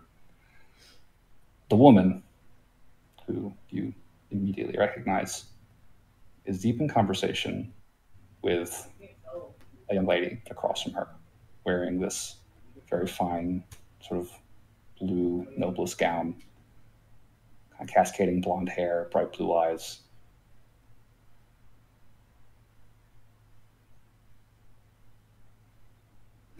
And almost as if she feels you kind of scrutinizing her, you see the eyes kind of dart over and you kind of lock eyes. And for a split second, it's like looking into a mirror from years and years ago. You see the woman across the table follow the young lady's gaze, catch sight of you, and the eyes just kind of widen The face tenses. You see that same vein that's been there for decades now throb immediately. Just the nostrils flare, and she takes a deep breath, just turns back to the young lady and continues their conversation. And the young lady just kind of somewhat confused glances to the woman, glances back at you, and then pulls her attention completely away and just continues talking as though nothing had just happened. When that woman looks at Noelle,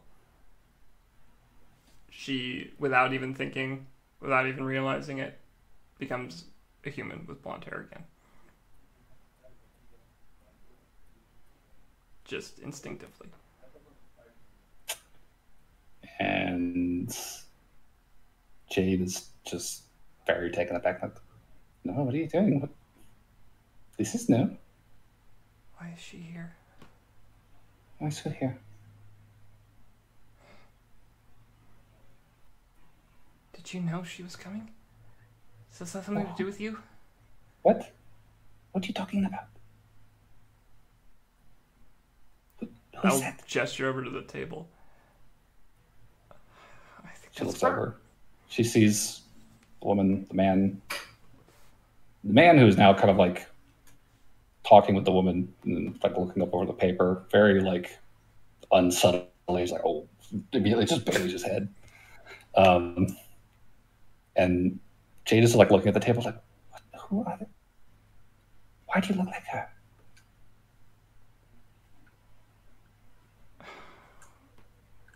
I think that's Amelia. I told you about her.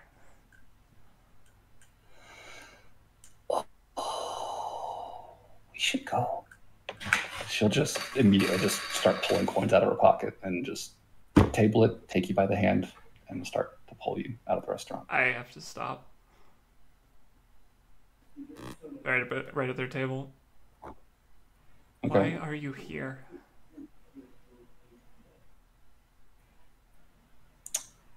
There is a pause and a sharp intake of breath. And Amelia will turn to look at you. And she's nothing behind those steely gray eyes as she replies in alien. We are here for the Emerald Rail Company's Grand Expo. It is set to open before the solstice. We have an investment opportunity. Why are you here? To get away from you. Oh, there's the door. Just gonna leave. You just hear that sharp exhale. And yeah, Jade, is rushing after you.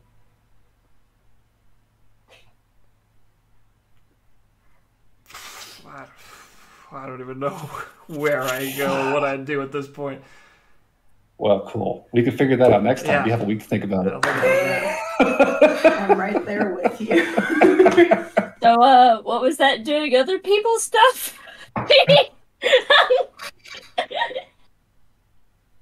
Looks like we're diving headfirst into yours. I'm excited. We'll see. It's fine. I hate her already. I had a couple bombs to drop. That was two of them. That's perfect. What a way to ruin a nice reunion, right? We got it. We got a good week. You got 1 week before shit got really good. But yeah, cool. So call that a session. Everybody will take an RP point for that. Sweet. Good to hear from everybody. Appreciate y'all bearing with us through all of the cat drama. And I now have a direction for our next adventure. All right, that means I now got my my armor completed, dude. Yes, sir. Barnaby has completed his set of adamantine mariner's armor. Mm-hmm. How the fuck this shit makes him swim better, I have no idea. Floaties. Nice. It's like a pull cord. Well, if it looks like a boat and it acts like a boat, it's a boat, right? He's just wearing a metal boat. Oh, I vote MVP for Noelle. I'm done with that. Alright. She needs to make up for her bed performance. I did have to use my expression. Yeah, thank you for bearing with that long scene with Jade, but it has been a long time coming, so... Glorious! That's She true. seems really nice. Yeah, she's sweet. I was looking forward to her joining the stage. Yeah. We'll see. I hope she doesn't die on the first quest or something.